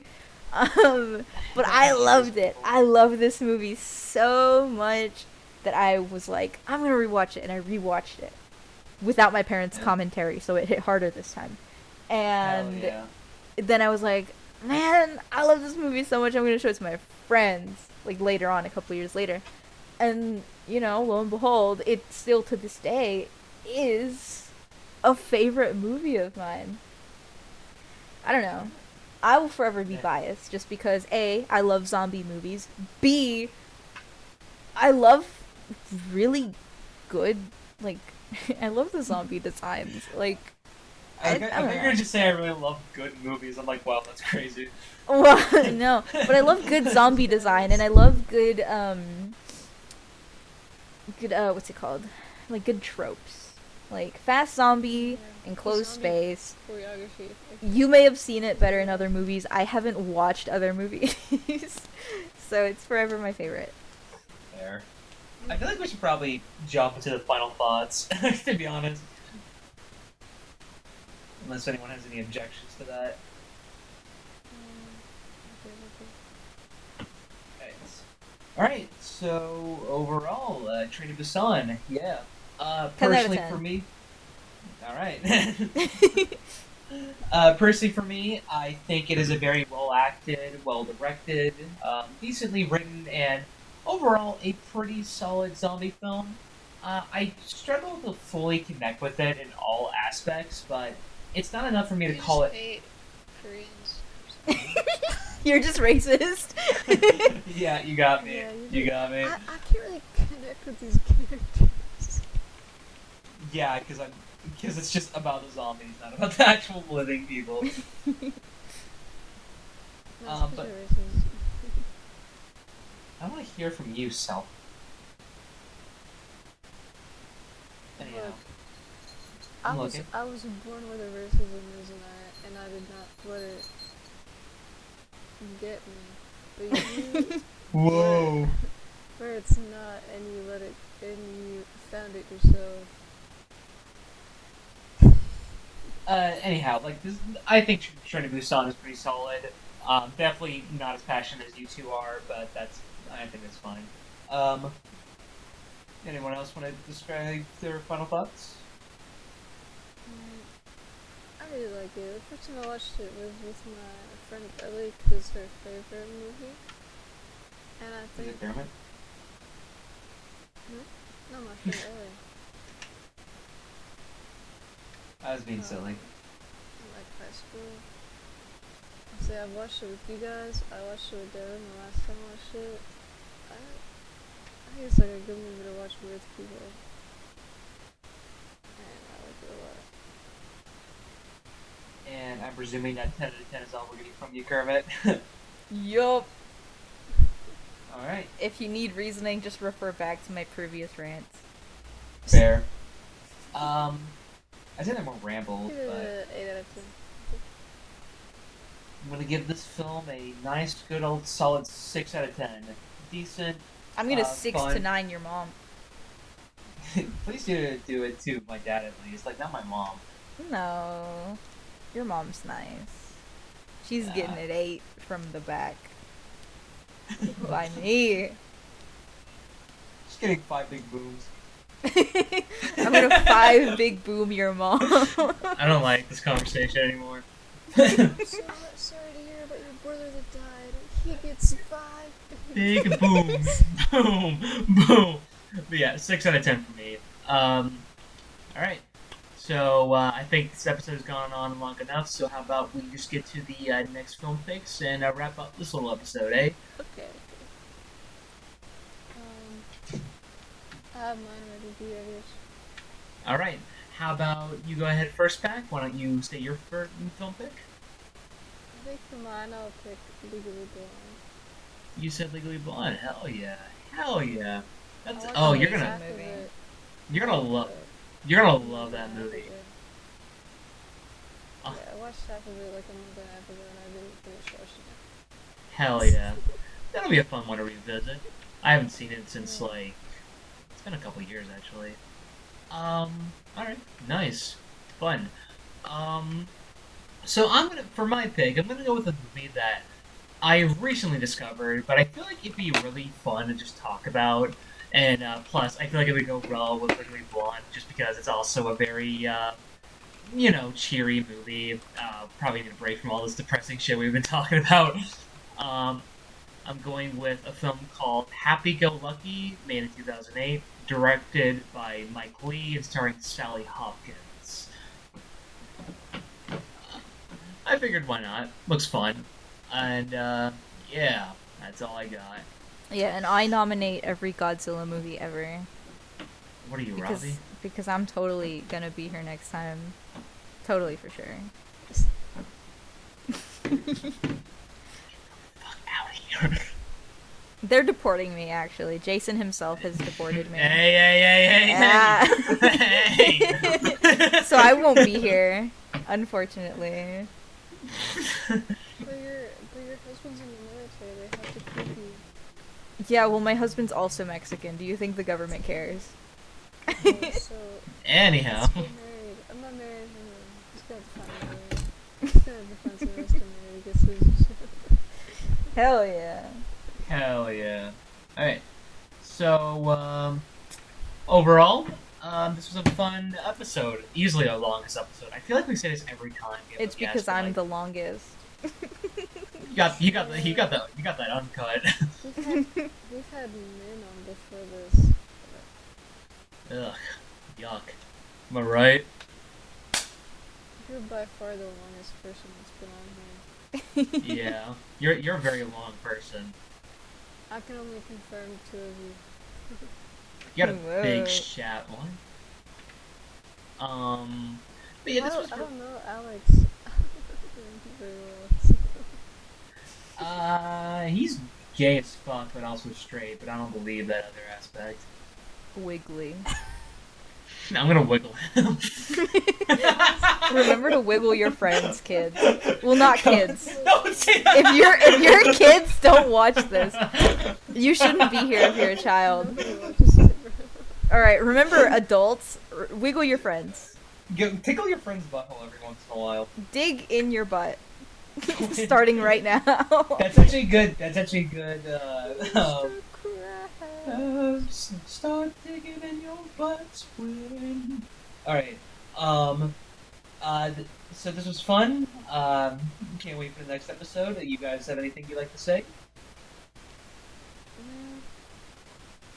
Nope. Alright. Yeah. What about you? The only What the about only reason I'm not gonna be here is because I'm dying of ligma. That is all. What's stigma? And then I shoot you 57 times. Just gun me down. Oh, it's like that. Is it a riddle? I don't know. It's like the cowboy rode into town on a Friday, and he stayed for 3 days. Never a Friday. The first name was Friday. The bullet's name is Ligma. No So fucking you way. died of Ligma also, but you didn't get sick. The gun's name is Ligma, and she shot you with it. That's Damn. awesome. Well, we'll see you guys next episode. Goodbye. Goodbye. Goodbye. Goodbye. Bye. Goodbye. Bye.